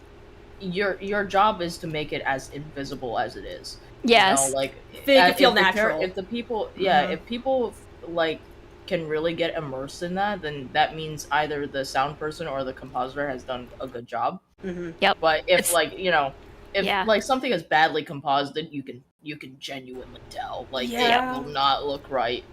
Even the lay person will notice if like the characters are not on the right layer, Or they're of the sliding foreground or around on background, top who's sliding of, like- around. Yeah. Right. Budget PowerPoint show. Yeah. Yeah. Like they have like a weird gritty edge around them, and it's like, what's that? You know, the things where yeah, I feel stitching bad is for too the- visible. Yeah. The artists who worked on that Uzumaki show that's now airing on Yeah, they're getting HBO. trashed, but Yeah. It's like, it's very clearly not the artist's fault. It's very Yeah. clearly some bullshit going on behind the scenes that is like crunching them for time or budget. Mhm. Probably both. And so they had to do a rush job for some of the shots in the second episode, and you can see the characters like sliding around and not moving properly in perspective and things like that. And it's like, oh, I can see what happened here, but yeah, it's that thing where it's like the whole rest of the show can be put together really well and beautifully and look great, and then like one thing like that can make it seem like, oh, you know, then people start writing articles about how it's They took fixate a on sudden that, dive in yeah. quality, and they fixate on it. Yeah, and it's like. And So- nobody probably would have been writing like that if it had started that way also, because sometimes just Yeah. like the contrast. That's where experience pays off, because you want to work at a level that you can keep up with. Like, your 100% is probably not what you want to do, like, throughout. You want to work more at, like, 70% or whatever, so that if you need 100% of your creative energy and output, you can give it. But animation is a marathon, not a sprint. So Yep. do what's possible with the. If it's going to take a long time to do, then what can you realistically do with the energy and time that you got and the money you got in a year? Again, it's all about scaling to what you have. The experience. That's why experience pays off, because you know what's possible with what you're capable of doing at any given time, and that will evolve with time too. It's like it's not consistent, and that's a good thing. You know? Yep. So. All right. I Right. think we kind of veered pretty Yeah, far off sorry. of that question. Next question, I guess. We do have a super chat from Raoul Spy. All my homies love Lackadaisy. Aw, Aw, thank you. thank you. I'm actually going to jump a question to the front of the queue because it's on kind of relevant to some of the stuff you were just discussing. Mm-hmm. Okay. Go for it. Also, I'm corrupt and I can do that. Abuse your power, Nox. Mm-hmm. Brian says, another question, will you accept younger and more inexperienced animators? No, because the reason for that is that we are an adult crew, and hiring anyone younger just would feel irresponsible on our part, because we know that there are like some projects where like younger audiences and stuff can easily be like taken advantage of if they don't know what they're getting into. Like Tracy had mentioned, like the comparison of doing a project with friends into doing like a full-on indie project like this.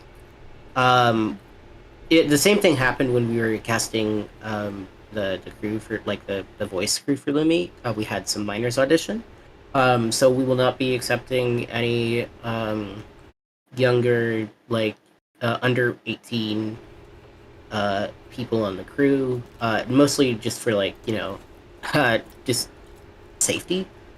Also, And, you you know, kind of can't legally like sign a yeah, you contract can't legally- as questionable. I'm not sure if the Yeah. question is explicitly was asking about like minors, though. It might have just been like young Oh, and minors? inexperienced Yeah. might mean like I'm just out Young of and college or inexperienced. something, Yeah. or I'm still in Oh, college. just but out- I'm like technically an adult. Like I don't know. I want to be clear. I don't know. I don't know Technically an either. adult at 25. Yeah. But inexperienced Well, I don't. Yeah, is I don't another know thing, if the person asking the question was 15 or maybe 19 or something. But like, you 15 know, or 19. Yeah, it's- I'll also say this, that right now I believe that applications for the Lumi stuff is closed, just because Yeah. we're trying to actually, you know, get together the funding for Yeah. everybody. So for Right. the meantime, applications are closed. Right, and we aren't exactly sure if we'll be expanding our crew in the future because we have about 50 or so people right now, and although like a larger crew would like help a lot, it's something we want to keep light. Just You got to for make now. it manageable Yeah. based Yeah, on gotta like make it manageable. how many people you have to lead each team and a production Mhm. manager, and then at the same time how much can you handle financially. So it's like Right. you like if your team gets too big, it gets unwieldy, and you're not using all those people efficiently. So it's just gonna it seems like, oh well, if you hire 200 people, it'll go much faster, right? But like no, only if you have the infrastructure and management system to handle that, and you 200 can pay all people those can go people. slower, actually. Yeah, honestly, you can make it worse. Like make it messier because somebody if a lot of those people are inexperienced or something and they're handing in shots that have like problems in the file and then you have to go fix all it can become a nightmare. So you kind of it's almost like, especially with an indie project this size, good to have a nice tight crew. Everybody kind of is familiar with each other and things like that. But that's where there it goes back to that thing where I was saying like Shou and Evan met each other, knew they're kind of on the same page about things, familiar with each other's work. That's how you kind of like form those bonds that get you onto indie crews, where you're like kind of jiving in the same way, and as another artist, and maybe your similar experience levels, similar idea of like what the aesthetic should be and everything like that. That's a good way to get in on that ground floor with like indie production. Right. And then of course and it's make why your we're crowdfunding. Yeah. Sorry. But also, sorry, I just want to like put the advice out there. Make your demo reel, like get your stuff out there so that when it comes, a lot of the times you're gonna be told no by a lot of things, and that's normal. Don't get discouraged by it. Like you've got to basically make your demo reel so that you can apply for all these things, when they come along, and be the first to be like, hey, here I'm over here. Here's my animation. Look, I've got it up on YouTube. Check it out. Make yourself findable, accessible, make your work as visible as you can. And that's gonna up your chances of getting a role. Exactly. Okay, sorry about that. Didn't mean to interrupt you. No, you're good. You're You're good. I was just saying that it's the reason why we're crowdfunding for that amount in the first place, 135,000. Just so we can like, get our bangs together, figure out, okay, how much will this pay the crew? How much will this pay rewards going out? How much will this pay taxes? All that going out. So it's something we'll be like discussing if the crowdfund goes well, and seeing if we will expand our crew or not. So it would mostly just like depend on that. Yeah. Shall we move on to the next question? Yeah. How many questions have we got in the queue? Over Hi, 10 hello. questions. 10? Probably like What? Sorry, Nox, did you say 10? You cut out a little bit. we have like 15. Oh, 15? Oh, All right, I think we can. Questions, so we have What a do you lot more than what do you that. think, Shou and Evan? Do you think we can get through 15? We can kind of like try to speed up our let's speed run it. I mean, we don't have to speed run. Like I'm fine personally. Okay, if you're fine, I don't want to keep you here for like all night long, but okay.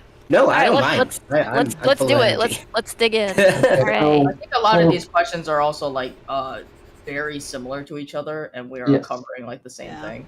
Okay, yeah. If it's a repeat, we'll just say like we kind of already answered that. I'll Yeah. kill You know. repeats as I see them. Okay. Oh my gosh. August Render says, are there any fail-safe plans if the backer kit doesn't succeed? We've discussed it a little bit, but we're most likely going to be uploading the animatic to my YouTube. So even if it doesn't get funded, you'll still get something out of it. And in the meantime, I will be just like packaging rewards from the Kickstarter and stuff on my own. So that's the plan.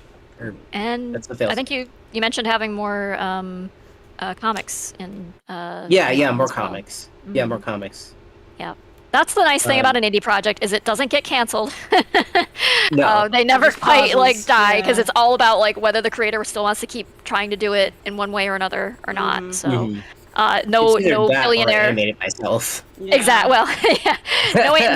No billionaire at least is going to put it in a vault and say you'll never see this, or like throw it in the trash and go, we're going to take the tax write-off instead. So at least there's that with indie animation. Right. Yeah. Right, and Right. like another thing on that too is like me and Evan have discussed this, but if things go through, like it's mostly still like it's gonna get done at some point, but it's just Yeah. gonna be a lot slower.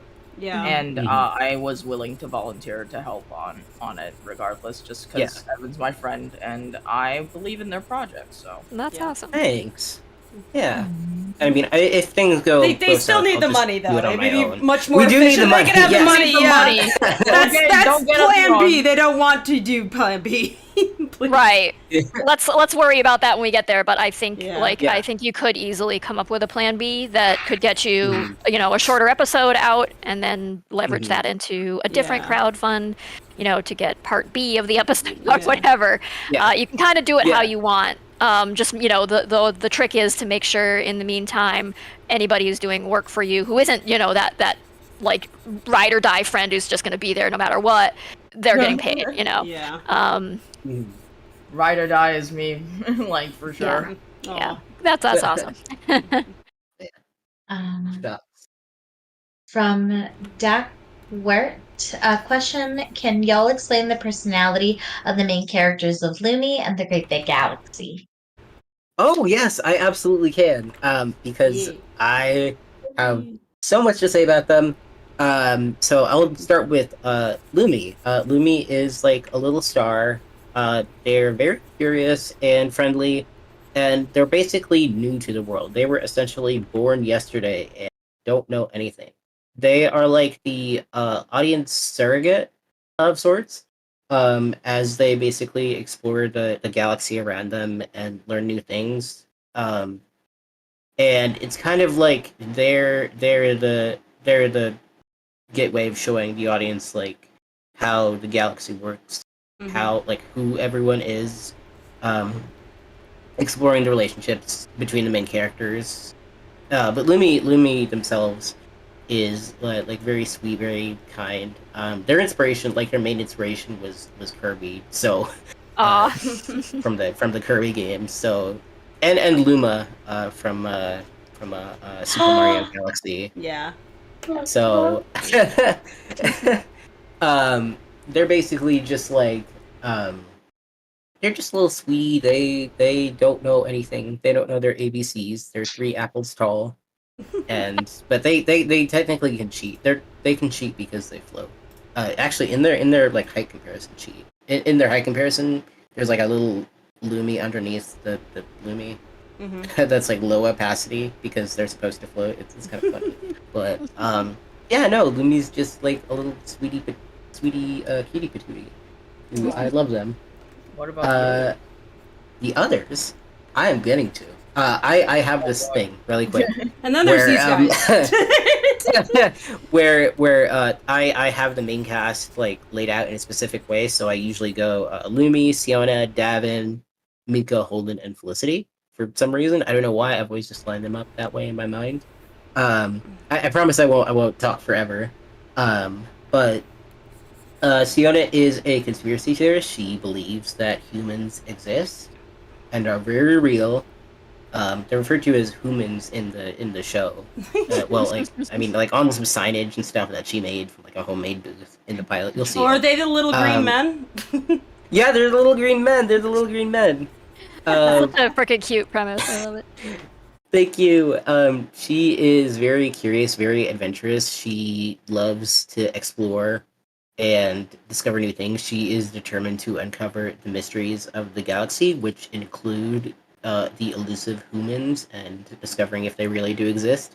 There's actually a joke in the in one of the clips from the trailer that didn't like you can't exactly see it, but Siona slams her head on the table, her tablet shakes a bit, and the screen comes from black and it shows like a picture of myself in the thing because it's like humans are out there and it's You like, can put yourself hey, in there as an that's- Easter egg. I did, yeah.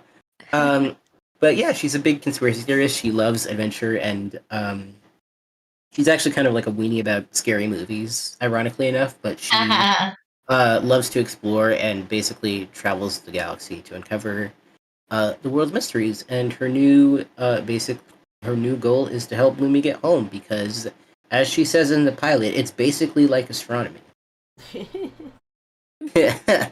um, and Davin, the little lizard guy, who is voiced by Michael Kovac, is Siona's best friend. The complete opposite of Siona. They are very shy and sweet, and Siona's biggest cheerleader. They don't really have a sense of adventure, but they stick by Siona to encourage her. They are kind of like skittish. They're a bit of a scaredy cat, but they mean well. And they're very protective of their friends. They basically try to keep Siona in line and, pull her out from doing any dangerous shit, just like grabbing her by the hoodie, grabbing her with their tail, because it's like prehensile and all that. So they're basically a bit like of a nervous wreck, but they're here to basically just, calm things down when things get like tense between like Siona and Felicity, and is basically like a one-sided rival for Mika, and basically keeps them all in line. Like if Holden and Siona get up to some crazy shit, yeah, they're Davin is Siona's like best friend and all that. Oh my gosh, Sienna Devon. Mika is Felicity's best friend and royal consort. He basically is. I've explained it like earlier, but he's Felicity's toady. He is basically a yes man to everything. He is British. He is very like prim and proper and basically like Space British. Is like if Felicity says something, he and like or if like someone says something and or like Felicity's talking and someone says something, he's like, no interrupting during Princess Felicity's speeches or the Space Queen like of that. Space Britannia. Yeah, the Space Queen of Space Britannia. But yeah, he's basically like a toady. He's also a jerk. He's a little gossipy guy. He has a major crush on Felicity, which is ironic because Felicity has a crush on Davin. So it's basically like a one-sided rivalry between them. But Mika and Davin do get along, but they're not very close. But yeah, Mika is like the lightest, he's like less of a jerk than Felicity, but still a jerk. So he's basically there to like discourage Siona, and it's like, why are you even in the friend group with Felicity if you kind of just like dog on her? But they get better. And I already explained Felicity. She's the mean girl. She's prissy. She's bossy. She's mean. I'm sure she's going to be a favorite with a lot of people. She's my favorite.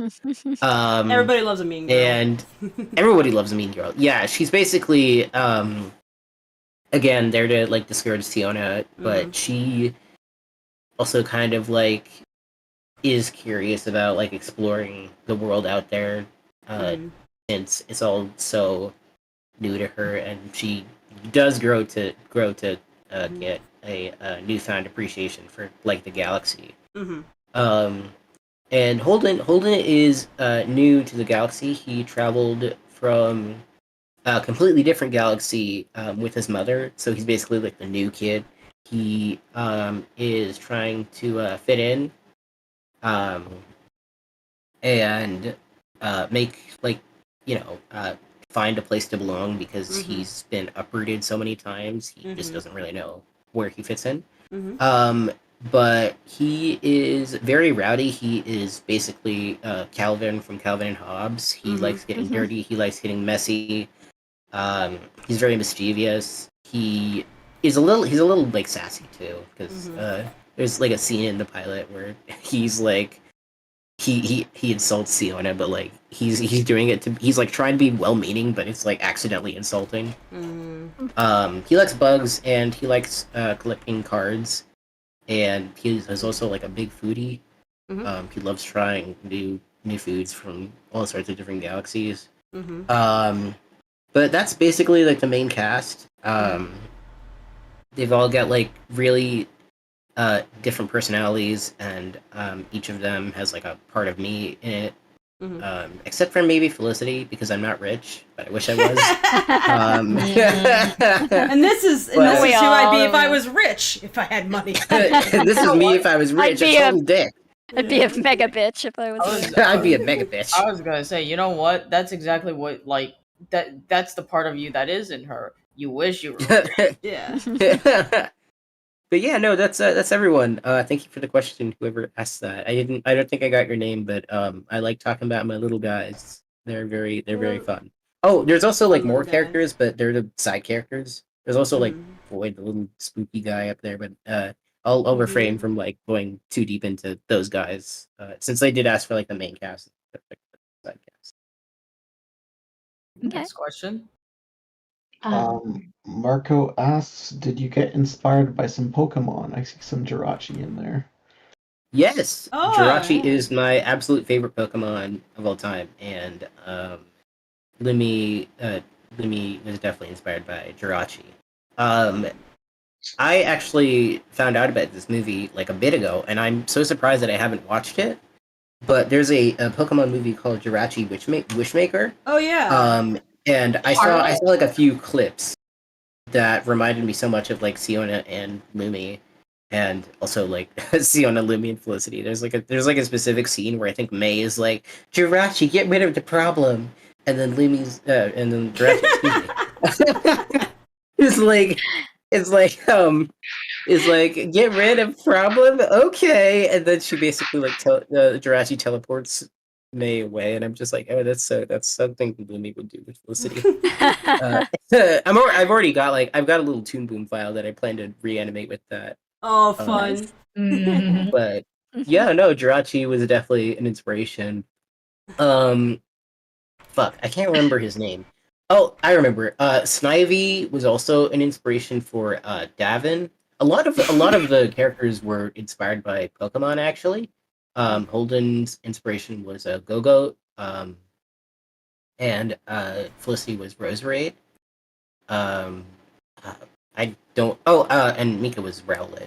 I think so you kind of pull from like the same the idea where I think Pokemon are designed to be friend shaped. It's like, does this look like you could be your friend? And there's like something like that in the Lumi characters as well. It's like you get the sense it's like, could you hang out with this person?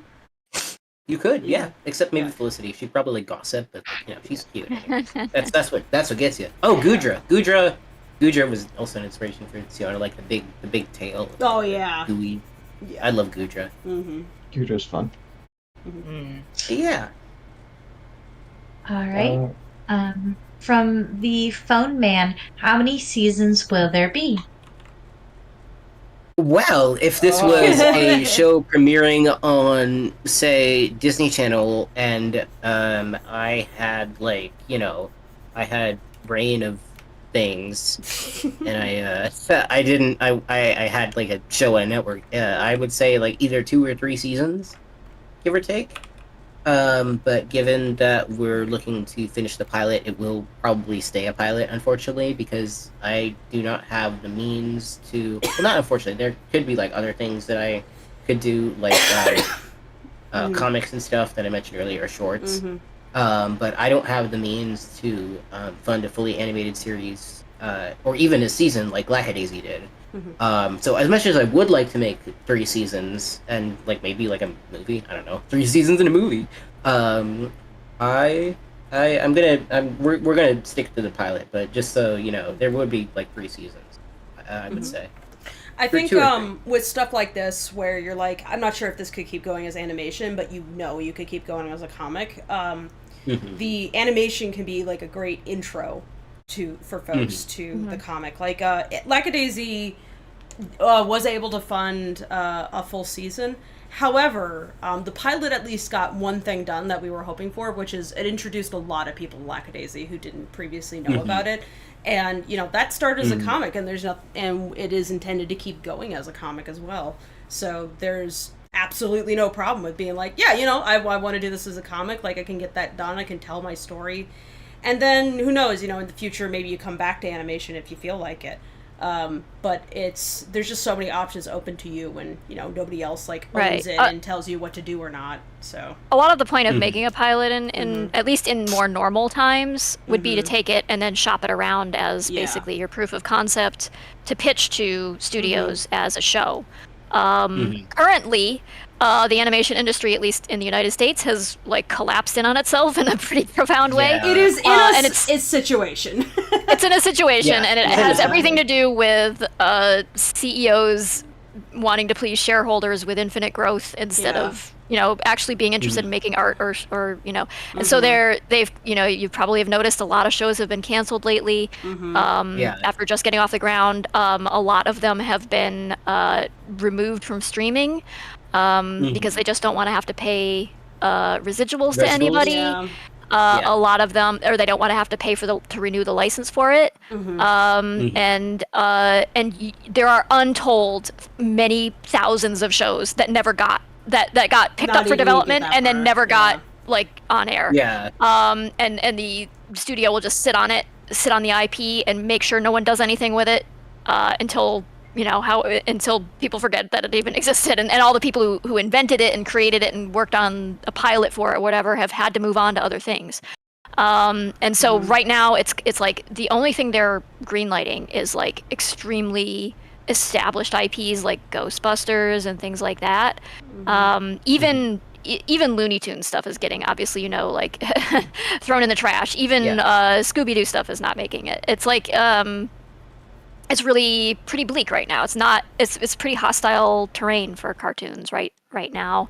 I'm hoping it gets better, but that's also another thing that, you know, at some point in the future, It could get better, but you don't know when. You don't know. Yeah, so you kind of have to leave it open for like, I don't know what's going to happen. Maybe there's going to be an opening for me to shop this around once we finish the pilot, and maybe it'll get picked up. And maybe it won't, but, you know, it's like, it's a possibility, and that's why pilots get made, basically, is as that proof of concept, so that hopefully a studio will then order a season. You know, but that's typical. With the new landscape, the idea behind a pilot for some people is just to be like, hey, internet, check this out. If you like it, I would love to make more. I'll make more if you can fund more of it. So, and that's where indie animation has come in, is to kind of fill this gap of like stuff that's missing from streaming and TV. You know, it's like, but it's not a solution to that problem. Like, I want Hollywood. It's not a solution to people losing their jobs and their healthcare and everything. Yeah, for sure. So, you know, hey, that's why you know, pay attention to what the Animation Guild is up to and what they're asking from people for help. Yep, go ahead, Evan. Oh, I was gonna say, because we did do a short film that I mentioned like a bit ago, where we did one 3 years ago with my friend Annie, where that was like about 3 people, me doing cleanup and backgrounds and all that, and we jumped from that to the pilot, essentially, but the problem with the pilot, when we first did the Kickstarter, was that we didn't fund for enough. So the goal of this current crowdfund is to basically pick up where we left off, so we can finish the pilot, essentially, and finish the rough animation. Because what we did with the first crowdfund, we allocated that into pre-production, where we finished the animatic, we finished the voice acting. We got like a few Kickstarter rewards finished, like gosh, like the backer rewards, like Kickstarter rewards, like the background characters, like getting your OC in the pilot, executive producer things, getting like a little bit of music so we can put it together for like a soundtrack and all that, and getting some prints done. But it's not completely done. Obviously, there's still like a lot to do, and like depending on if we aren't successful, I'll just be handling that myself, like rewards on that front. But with like, you know, with this, we like, I wanted to just share something with the world, because I was inspired by projects like Lackadaisy, obviously, and I wanted to share what I love with the world about. Like my character is about animation. Mhm. Unfortunately, it's really expensive, and I didn't know that. So Yeah. right now, all of this is just me trying to sort of like make it up in a sense, like make it up for my own like misunderstanding. Because like I grew up like loving animation for years, since my uncle showed me episodes of like The Simpsons and Futurama when I was very young, and has basically like inspired me all my life. My uncle, who is also an animator, who basically like gives me like he gave me like Simpsons production sheets. It's really Nice. Nice. cool. But yeah, no, loved animation all my life. Didn't realize how expensive it was, because around the time nobody was really talking about how expensive it was and what, like how it was. It was just like a, hey, you can do this. You just have to believe. But then it's like no, it's nobody a whole, gets into the. It is a production. It is a production. It's Right. It's basically why we wanted to start Shop Talk, is that we understand how hard it is, and we want to be honest with people about the effort that it takes to do something like this. And it's hard to really know until you start doing it yourself. But at least maybe we can let people know, hey, this is what is involved. Get your ducks in a row. This is like part of the effort, and whatever your skill level, like yes, it's possible, but also understand here's your speed bumps that are you're gonna encounter along the way, and just one of those is just straight up money. Just money is a reality. Right. Yeah. Right. And I can't be didn't like, realize that. yeah, it's not like, oh, but if you're passionate, it's like, no, you need to feed yourself, you need to pay rent. How much time do you have to spend on this? And if it's something where only you can work on it on the weekends because you have no money, then that's gonna be the reality that you live with. If you want help from other people, or you need like somebody's expertise, then you gotta talk to them about what their, how much they cost, and like figure out how's it gonna, like you talk to like a sound guy, if it's gonna cost you $5,000 to get 5 minutes of music done, how do you make up that money? Like, how do you come up with that money, especially if you're already living on like a tight budget yourself? So you ask yourself that question, and you kind of have to figure out like a business plan, basically, when you're doing stuff like this, when it involves other people. And lots of people want to help and like answer questions for you, and a lot of people are actually willing to, do things for a little bit less if it's just like a passion project for somebody. It's just because it might be fun. It's worth asking around, seeing who's willing to do what, but you're just not gonna, you're probably not gonna do, your first thing ever is not going to be like Steven Universe level. Yeah, it's there's a lot of really cool stuff you can do though that's like much more modest, and it's really neat. And I see so many like cool projects on YouTube all the time, not even just like the most visually interesting, but just the way they tell their story is interesting. Like, they have to make interesting decisions to make it even possible to put out there with the tools that they have on hand, and that makes for some really unique stuff. Sometimes it's going to be like a black and white character, just kind of a stick figure in front of a void, but they tell a compelling story, and that's what really attracts people's attention. There's a reason why people fall in love with that stuff. So like Don Herschel. I was thinking of him. Hertzfeld? When you mentioned, him. When you mentioned the stick figure thing. Yeah. Yep. Yeah, I mean, you can do some pretty profound stuff with just stick figures, Yeah. It's like... Right. And the crew has been like incredibly like supportive and be like, hey, we're here for you. We totally understand what's happening and going on. Nice. And it's something that I really appreciate. I've said it like countless times that like I couldn't really do anything without them. Like, obviously I'm giving myself some credit, but it's the artists who basically make it all possible, even though I do a little bit myself, like animating, storyboarding, all that, so I can take off some of the workload. Yeah, I mean, it's the reason why I'm crowdfunding again in the first place, just trying to get something for them, because they've They deserve basically helped You- me. Yeah, they Yeah, deserve they it. They deserve helped me it, get this and spot. you respect them, and you want to be able to pay them for their time and their faith in you. You know, and it matters. Right, right. Yeah. So, And yeah. you want to And, create like- a Yeah. stable job for them too, Yeah. like, you know, going Right. ahead. Like I've been job searching myself, trying to Yeah. like help them out in all those ways. Mhm. Still job searching, Mhm. but I mean, I take on commissions in the meantime. Mhm. I do a lot to try and keep everything working, essentially, and Mhm. it's a lot. Not to detract, but indie animation does take a lot.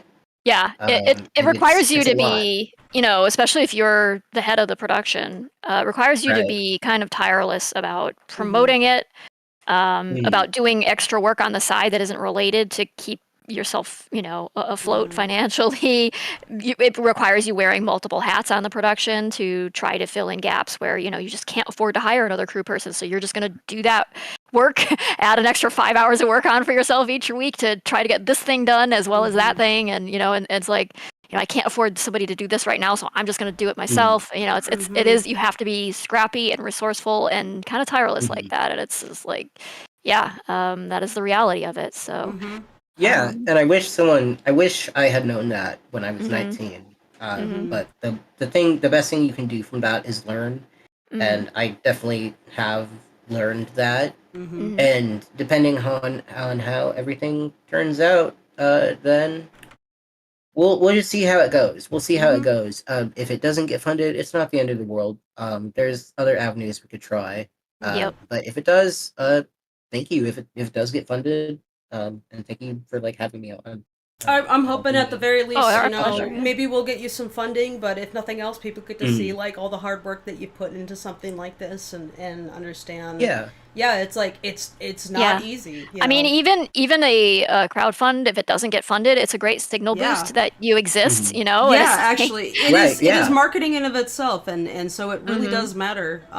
If you at least like try and you build off of that. Right. You keep building off of it. You keep building off of it. Like none of the successes that any of us have experienced like came from absolutely. It came from nothing. it didn't come from nowhere. Like sometimes people to- will think it came out of nowhere because they only outside find looking out in, about it. Yeah, that's how like- they find out like, about you. But You know, 10 years in, they discover you, but you've been doing this for like, you know, in my case, I've been doing it for almost 2 decades.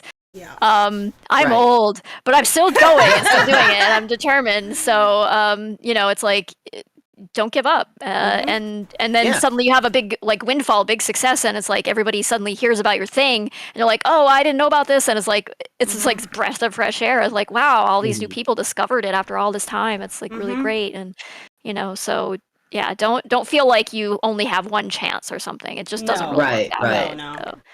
So, or that you have to be a success, like a raging success at like age 25 or something. Like, hell no! Are you kidding? I couldn't in tell fact, this in fact, if I was trying to do like, I mean, like kudos to you, Evan. Like you are very young and you're doing this at a very young age, and you seem like you have the maturity to, you know, you've grown into the maturity to handle it. But I think if I was trying to do something like this at age 25, I would lose my mind. I would just be like so insecure and freaking out all the time. Everything would be a cause for a panic attack. Like it's, you know, it takes a certain maturity and a certain level of experience in dealing with, you know, just juggling a team and managing finances and it you know, is, like the learning curve is massive. managing your own expectations. Yeah, even the person you were at the beginning is not the same person at the end, not even remotely. Right, and I mean, like the thing is, I wouldn't even consider myself mature because I still have panic attacks. Like I've we got panic attacks too, but yeah. Full disclosure, I have had it. I've woken up in the midst of a panic attack with a cold sweat. Just, you know, like that's happened multiple times. It's more like, have you learned how to handle the panic attack? But it's like whether or not you have a public meltdown, and self-destruct, or like drive away a bunch of your team because you have a freak out in front of them, or if you just like you go like, hey everybody, I'm having a bad day. I'm just gonna step away for a little bit. I'll be all right. You know, and then you manage it. You get back on track. You get your feet back underneath you, and you're like, okay, I can handle this. I can do it. It's okay. I know Shou has helped me a lot with that. Having a lot of like self-doubt about it. I've come to Shou a lot. Like even like a few weeks ago, like before that we started crowdfunding on September 23rd. Mhm. I came to show being like, hey, I worry a lot that like we won't get funded, that the crew will be disappointed, that I will have disappointed them, that I've disappointed everyone who's been looking forward to this because I they were will- expecting something fully animated, and we just came out with an animatic, and just like a lot of Yeah. I stuff. literally had to Yeah, go. it's a lot of I pressure. literally had to go like grabs you, shakes Yeah. you. Yeah. Stop! This is Yeah, hard, I know. actually. You're fine. It's like anybody who's going to give you shit about that does not understand that you are... Well, A, you're not willing to, like, abuse people to make it look like No. it was fine, actually, the whole entire time. Mm-hmm. Yeah, no, yeah. of course not. Yeah. I mean, I worry about that for sure, where it's like, oh my gosh, what if I'm being like manipulative or terrible, and I'm literally just like having. Well, that's why you have mental friends breakdown. that are willing to slap you. So. Yeah, exactly. Literally. Yeah, Shou shakes me all the time. Literally my job. Besides being the lead compositor, I am also like there to like make sure Evan doesn't freak out. Yeah. Yeah, because I've gotten into my own head a lot of times. And again, as like an indie creator, it's tough. Yeah, and then, like we're older than you, we've got more experience, and we absolutely it still has happened to us multiple times. We still do have a lot of questions to answer, though. So I would like to get back. Sorry, to okay, let's get back. Let's get out of therapy and into questions. All right. Apologies for that. Yeah. No, it's fine. Unless it's you fine. want more I just wanna make therapy, everyone. Well, I would just therapy. Yeah, like to make sure we get through the super chat questions at least, and the Lumi focused questions. Right. Yeah, I cut them off. I'm still taking them, but I put a cutoff mark after. That's fair. We do. Okay. Yeah, because it's 6:34 now, so I think we should wrap up what we got. Let's. Yep. So first, thank you, Retman Sun and Ventania Games for your donations. Thank you. And Pinsy Pip gives gave a donation and asked, "How big are both your guys' teams?" It's I haven't counted in a while. It fluctuates in our case, but we'll have anywhere between like 2 to 5 people on each segment right now. We're operating as fast as budget is allowed. So we don't have as many people working at the same time as we used to, but also we're not paying per second rates in our case anymore. Now we're paying like hourly, or we have like a fixed rate of like, you do this background, you get this much. And that's based on like what our understanding is of the amount of hours that's going to go into that. But the idea behind our pay structure is that you're supposed to be able to conceivably live on that. You should be able to pay rent conceivably on what we're offering. So you might need to explain what segments mean to people. Segments, stages of animation, sequences. So like we take our episode and we break it up into different sequences, and then we work on those sequences like a chunk at a time. We have different team members working on different pieces of sequences at a time, and that way we can get a lot done in a shorter amount of time. And yeah, it's all just budget depending.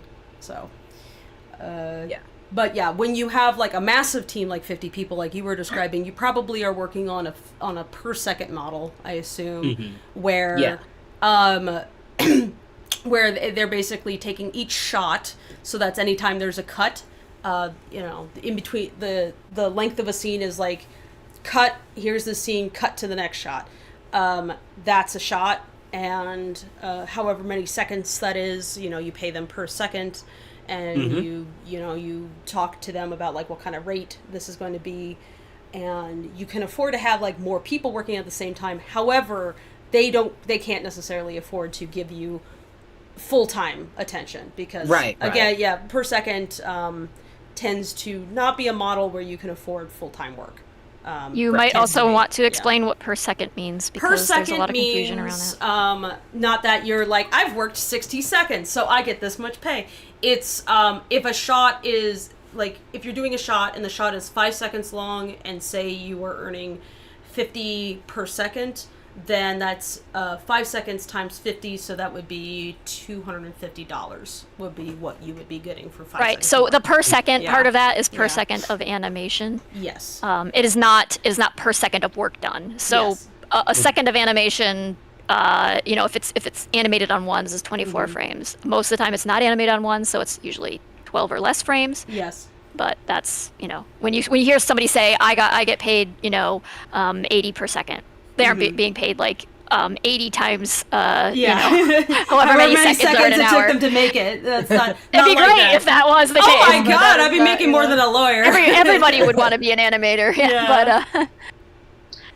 But yeah, it's the kind of compromise that you make when you're talking about stuff with like smaller projects which only have so much budget. Like one way to constrain that budget is with the per second model.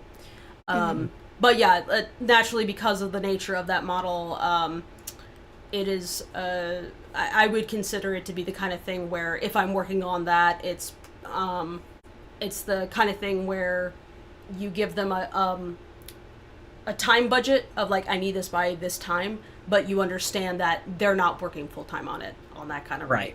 Yeah. 50 per second is not the best. It is maybe what It's you an can indie afford. rate, It's an indie it's rate. yeah. So yeah.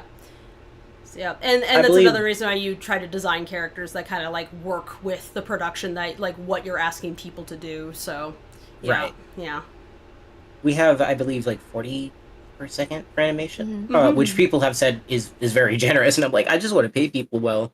Mhm. But again, it's just like obviously indie budget, so.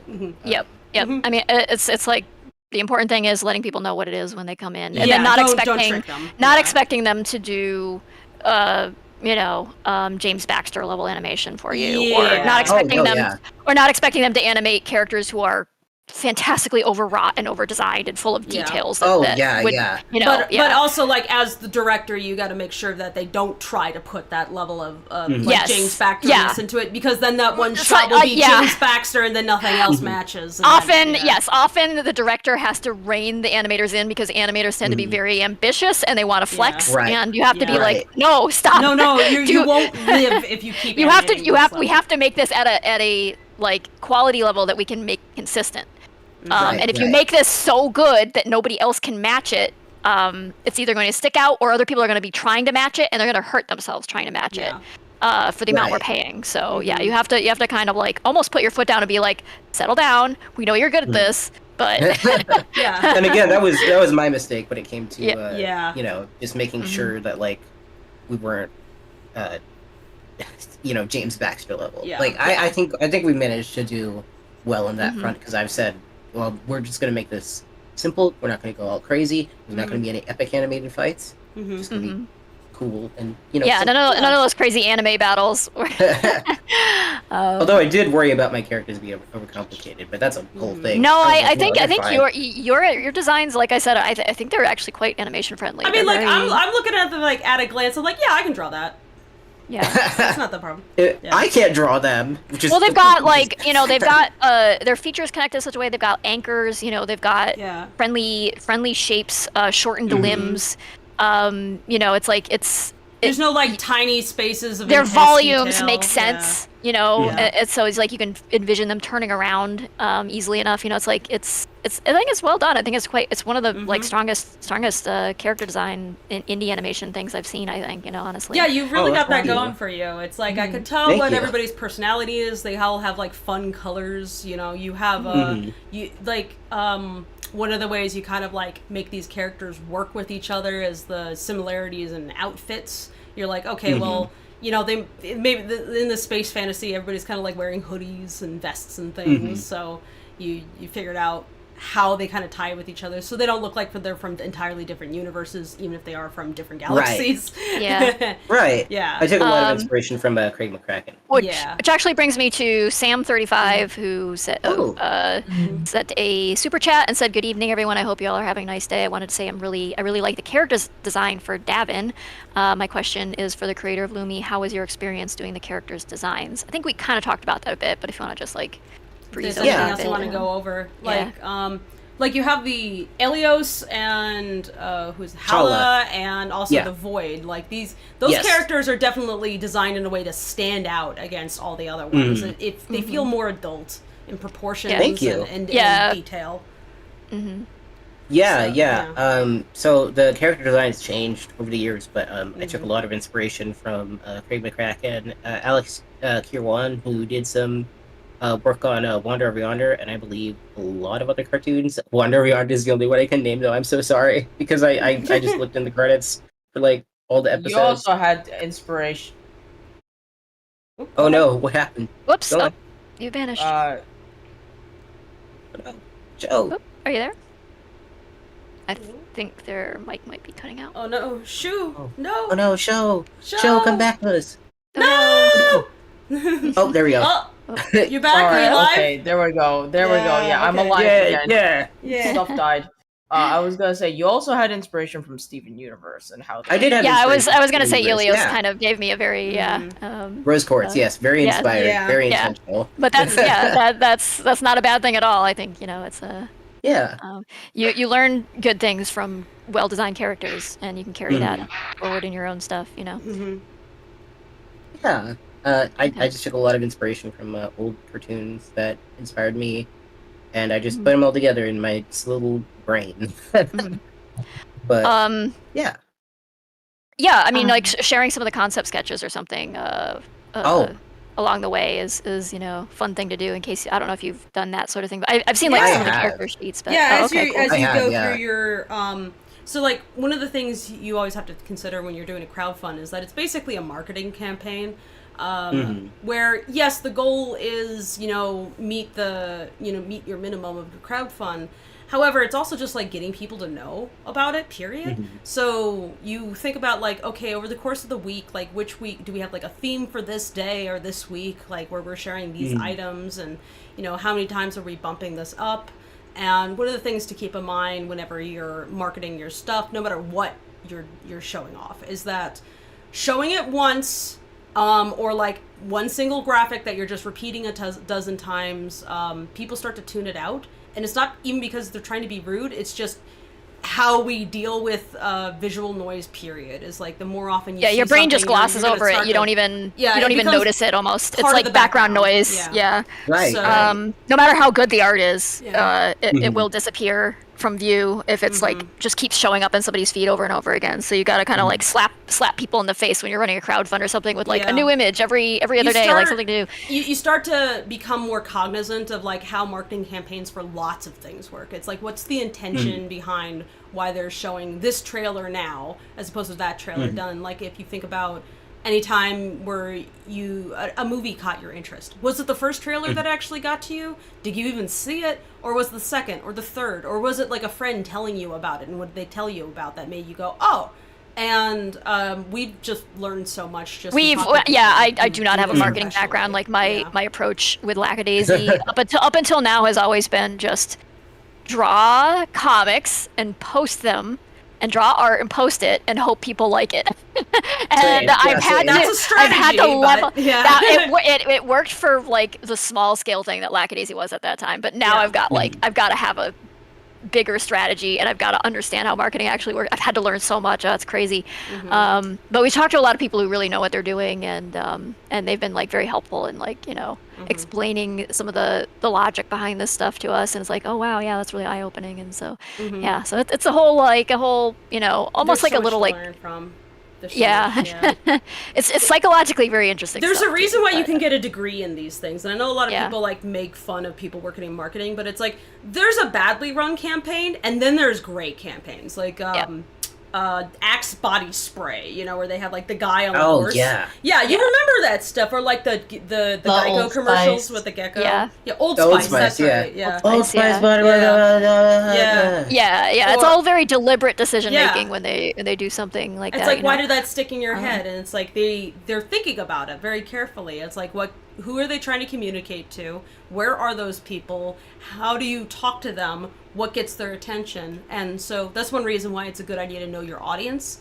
If you have an idea in your head, like you have noticed, this is where starting something like a comic can be helpful, because if you've noticed the kind of folks who have been attracted to what you're putting out there, and you go, okay, I know these sort of folks with these interests are into that, and if you talk to them, like you can get to know them, or like if you see fan communities around your stuff, you can spy on them basically, be like, oh, what are they talking about? What are they into? And you go, oh, I see. This is where people are hanging out. This is what they like. This is the characters they're drawn to. All that stuff can be helpful in figuring out how to get the word out more, with whether it's like trying to announce things to existing fans, getting new fans also, like figuring out how do I get more people, how did those existing fans come in, but also if you're like, I think people who like this would also be into it, where do those people hang out? So if you're doing something like with Lumi, and you're like, okay, well, I know that I'm inspired by Steven Universe stuff, and that's reflects in what I'm doing. Where do Steven Universe fans, hang out? Like, where could I throw things in the tags where they might be interested in this kind of thing? So anything like that where you can take advantage of like the skills that you currently have and figure out how to take that and communicate to the folks who would enjoy this. Because none of this, the idea that if you build it, they will come is not true. Yes, you need to build it for people to come to something, but you need to know, they need to know about it at all in the first place. So okay, we are so off track right now. I would like to no, I'm just fun policing, sorry. But we are coming up 10 minutes on the hour, and so I want to get through the last of the questions, like shotgun style, if we can. Go for it. Go. Okay. Yep. Let's do it. From this one has mostly been answered, but they asked us a secondary question at the end. So Valley Cat 883 asks, what's the plot of Lumi and the Great Big Galaxy? Will there be any inappropriate stuff in it, like blood, violence, language, etc.? There will be made-up alien curses, and that is it. Will there be so it's like rated G, sort of like, like all audiences, basically? Yeah. Yeah, all audiences, yeah. Do they even have blood? I mean, they've got, like, whatever the fuck void's dripping out. Void fluid. Black goop. Yeah. Goop. Black They've got fluid. goop. Yeah. Delicious. Fair. Okay, next question. From I think the plot was covered in a different question earlier on in the yes, It was. earlier. It was. Yeah. Yep. But it stuck around because of the second half. But the next question, ETC, how do you guys budget this stuff? Like figure out how much cash you need for each aspect of production? A lot of math. A lot of math, yeah. Yep. A lot of math. breakdowns. A lot of math. Google Lot of math. Sheets. Yep. Google Sheets, Build Google calculators. Yeah. Yeah, You have to kind of come to a conclusion about how based on your script, like how many backgrounds am I going to need here? How many minutes of animation are we going to need? That's how why many... storyboards are helpful, because It's lets you can time it out. Yeah. It's also asking a lot of people a lot of questions, and like Yep. especially people who have more experience than you. If you ask people like those kind of questions of like how much should I be paying my crew, it is very helpful to utilize that to also help with the budget breakdown. Absolutely. Right. Yes. It requires like not just sitting down and doing the math, but lots of outreach and being willing to just approach people and be like, so how much do you get paid for what you do? And it's a little, it can be a little awkward, but like often people are happy to talk about it, because often like there's this like weird culture, especially in this country, of like, well, you're not supposed to talk about how much money you make or whatever. But like artists are kind of on the opposite end of that spectrum. Like they want to talk about it because they want it to be better for other artists and themselves.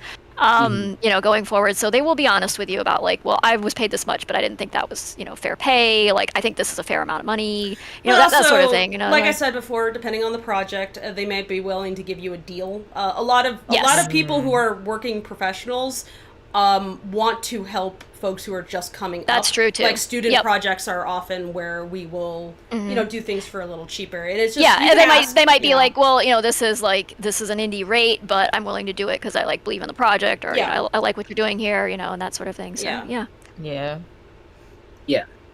Next question. All right, from Hewen. Oh yeah, how do you get a crew together or an animation cast together to make your animated series? Do you have to pay them? Do they have to be your friends? And any tips on animating? Oh, they that's kind of covered in a lot of the other questions. Yeah, we Yeah. Kind of, Right. we kind of already answered. I mean, to summarize, like, yes, you should pay people. They don't necessarily have to be your friends, but sometimes it's good to start out with a group of friends. You know, especially if you're just getting started and nobody's getting paid, if you just don't have any budget at all, and you're all just doing it as a passion project, and everybody understands that. That's fine. But if you're bringing other people aboard and going like, hey, we're hiring for this, like, do not bring those people on and go like, there's no pay right now, but later, or, you know, we'll pay you in exposure or something like that. No, don't pull that. People Don't would do that. prefer Yeah, don't do honesty. that. Like, even if you can't pay or pay very much, would rather hear that than, oh, well, I'll give you money later. It's like, don't tell me that. You know, be honest. If you're hiring someone there and then, be ready to pay them starting as soon as they work. As soon as they hand in work to you, you have to pay them in turn for it. So don't make people work and then not have the money to pay them. Just don't do that. That would be like any other job. You would not accept that. So but there are multiple different ways to get people on board. Oftentimes, just putting out a open casting call on social media is one way to do it. Getting to know people who work in those fields, like if you need voice actors and you have like one friend who kind of like hangs out with other voice actors, talk to them. See if they might be like, hey, I'm doing this indie thing. Like, do you think any of the voice actors you know might be interested? And then collect some voice reels and demo reels and things, and listen and see, you know, who might be a good fit. Yep. Okay. All right, next one question. from Train and Gameiac. How long did the comics go for? About 2.5 chapters. Over the span of my entire high school year. So 4 years. Boy. nice. It's comic making is hard, just like animation. That wasn't a derisive laugh. That was like, oh yeah. No, it's definitely. absolutely relatable. Comics is time consuming as hell. People That's don't a don't knowing appreciate how chuckle. long it takes. Yeah. Yeah. Fable makes a comic too, so yeah. It's been on hiatus for a while, but it does exist. So It does. They're definitely both different mediums, and both of them require just as much as work. Yeah. Yeah. Often the comic is like because you're doing it by yourself, or maybe just just two people or something. It's it's a lot to carry to do all the writing and art and page layouts. I would say if you get into making comics, find other friends who also make comics, because you need at least like some other people who can cheer You'll you need to on. commiserate with them. You need Of course. other people to talk to. Like, in fact, writing and like art in general can't really be made in a vacuum. Other people help motivate you to keep going. If only because you get to share your art with them. And so if nothing else, even if nobody else is reading your shit, you get to share it with your buddies, and them going, ha, I love that, that was really funny, and then you get to talk about it, is really nice. Like, that alone, that's worth more than like 500 likes. When people can relate to your very specific woes and struggles, it's nice. It's a good feeling, yeah. Yep. Yeah, shakes your hand. Yeah. I keep trying, but the writers apparently don't respond well to being kidnapped. Oh. Hey, No, You should listen, maybe start with your not mistake kidnapping there. them. I No. like consensual kidnapping. See, that's your problem there. You gotta give something. You gotta trap them in the basement. Like that's Yeah. With the like only way you cookies. gotta- and Oh, stuff. Don't no, let them no know they're basement. trapped. You don't let them just- know they're trapped. Just say Yeah. that it's working for exposure or something. It's a psychological experiment that they're participating in. Yeah, Read this exactly. comic. Exactly. Yeah. So I got exactly what I get. Okay. Next question. Next question. All right. From Devo Mad Queen, question about Lumi. Do any of your main alien characters have different age stages depending upon their species or planet cycle, like how animals have different age/maturity cycle? Do they have larval stages? Who was a cocoon yes. once? Who was caterpillar? Felicity was a seed once, and Oh my god! yeah, Flower. she was a little seed. Does that mean that Lumi was a vague ball of gas that had to collapse upon itself? Yes. So that actually makes up their core, the ball of gas. And the outer thing of Lumi, like their hair and everything, is their shell. So they're basically like a light bulb, essentially. Okay, so their life cycle is going to be like eventually they will run out of hydrogen in which to make nuclear energy, they're gonna go through all the different stages until they go nova at the end, after, like, puffing out to unreasonable size as a red giant. Yeah, either that or they turn into comets, in which they basically sacrifice their life and just become a comet streaking across the sky until they die in space. Oh, how Yep. cool. Yeah. Fun. Yeah. Cocoon, who was Sienna was a larvae, I think. Or Mhm. slug's larvae? I can't remember. I don't know. What are baby slugs? Did I don't Siona know. have Oh, legs to they're- begin with, or no? Did they have to grow them like a frog? She had to grow up Okay. like a frog. All right. Who has the weirdest life stage where it's like, that's not like any animal I know? Oh my gosh. I would say Felicity, because she's literally just a seed. You plant her and she grows. That's. So that's slugs Gina Wilt don't. then? I don't think slugs Oh. technically become larvae. They just are like they hatch into mini slugs, and then they. Oh, mini They slugs, don't really yeah. have a life. They also stage. can regenerate. So if you like decapitate Oh. a slug, it can grow a body again. Oh my god. What? Oh, Really? wow. I did not know Yeah. that. I Yeah. know nematodes can do that, but I didn't think a slug could. Yeah, That's neat. Yeah, apparently. Oh, So we then gotta they- experiment with Siona now. for- Quick, get a knife. For Poor Fiona. Felicity, are they an example of nature or nurture? I'll leave now. What I'm getting out of it is they're a Cyberman from Dragon Ball. Huh? Does Mika eat space rats? Yes or no? Next question. From T4 from T4814C LG I don't know, from a name. LGBG is a similar acronym to LGBT. Does this make LGBT. Lumi Does this make Lumi an LGBTQIA plus show with characters a part of it? Yes, Hala and Elios are in love. They are lesbians. They're lesbiabobs. Everyone else's sexualities is up to interpretation, so you can have fun with it. You referred to Davin as a they, so I assume. Oh, that they, them. Yeah, Yeah. Davin and Lumi are non-binary. I forgot. I'm sorry. Okay. I forget gender is like. Oh yeah, wait a minute. It's like, does the aliens do gender? It's like, oh. Not really. I mean, they kind of kind just of. choose I whatever. mean, Siona absolutely could choose whatever because slugs are neither here nor there, are they? So Yeah. I was like, she just felt like it. Yeah, she just Yeah. told everyone. I know that originally in an old draft, Felicity was originally transgender, Mm-hmm. but with her voice actor being non-binary, we shifted the direction a bit. But Mhm. she none of the characters, like aside from like Lumi and Davin and Paul and Elias, have like canon sexualities or you know. It's not focused on that. You mean. Yeah, it's not focused on it. Yeah. Hala and Elios' relationship does have an impact in the show, however. Mhm. Alongside Void, who is the main villain. I like to call that yeah. dynamic have fun. Yeah, exactly. Yeah. Also, yeah, have fun. And also, someone asked me on Tumblr if Void liked men, and I'm just like, Void can like whoever you want, baby. Is it? Who's gonna tell them no? Who's gonna be Who's gonna tell them no? homophobic Not me. to the void? Like, does the void? Do you even know if the void has like man or woman parts? What would that even mean for a void?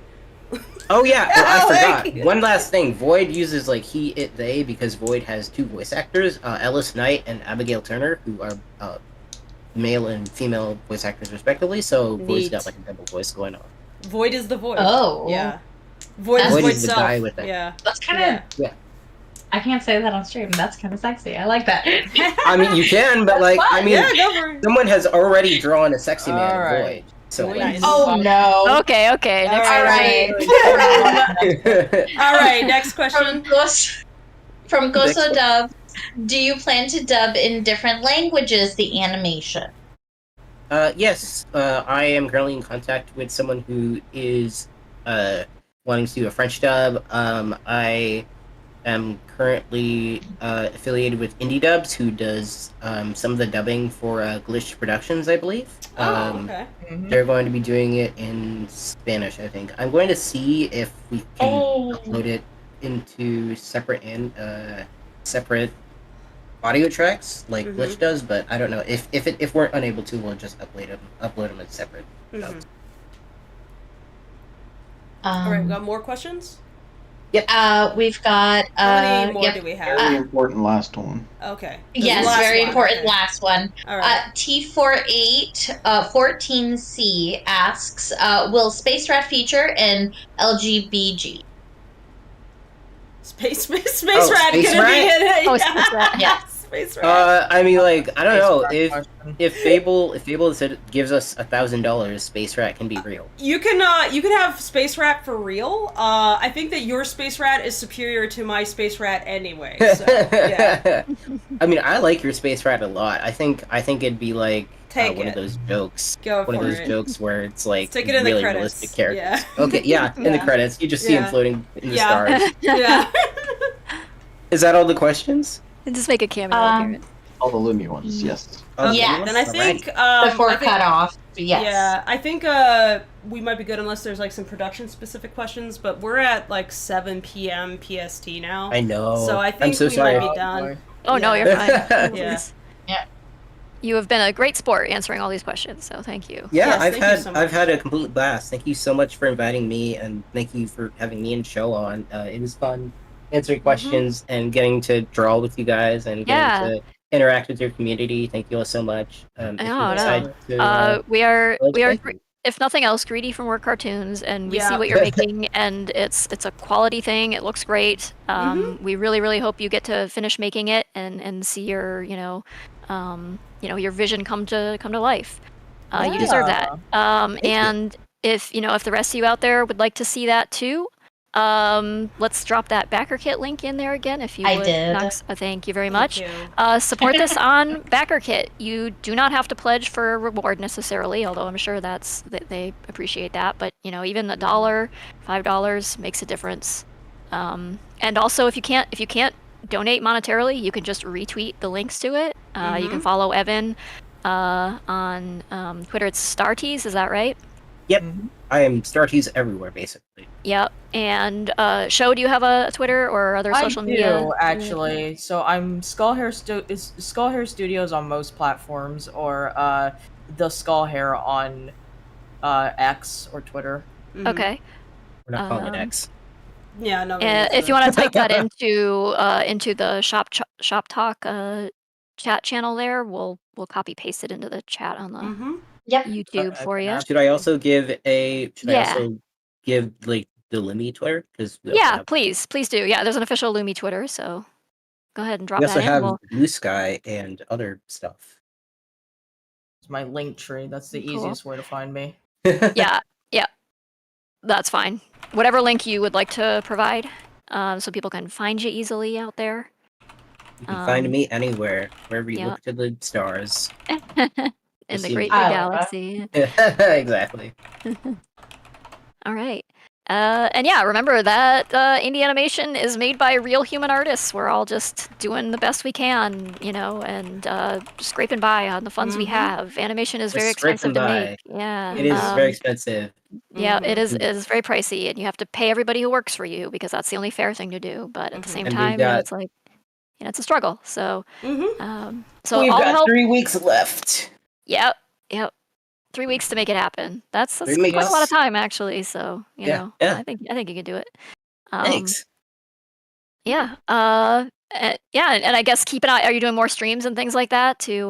Yeah, I'm going to try. My cold, I caught a cold, and it basically knocked me out for a bit. But I'm going to try and do more streams on my own YouTube Good, channel. good. Well, I Yeah. can recommend using this draw pile. Is pretty easy to use, as you guys have seen. And you can do doodles with your crewmates and have some fun together. Yeah, if you have any of your voice Yeah. actors who are willing to hop Yeah. on stream with you, want to like do an interview or something, you we'll answer love to talk to questions. voice actors. So Oh yeah. I'll definitely yeah. have to ask them. yeah, Yeah. find out if they're willing to pitch in and just join you for 2-hour stream or something. Yeah. Yeah, absolutely. And like, if you're working on any aspect of it, I mean, definitely stream that. Let people know how the sausage is made. Like, that's how some people become attached to it in the first place. Huey someone asked for my animation. YouTube. Yes, post your YouTube link. We'll get that up there. Thank you. There we go. I was about to ask. Thank you. It's okay. All right. But yeah, thanks so much for having me. I had a blast. I'm sad it couldn't go on for longer because I'm having so much fun. And I'm yeah. Eventually we gotta eat.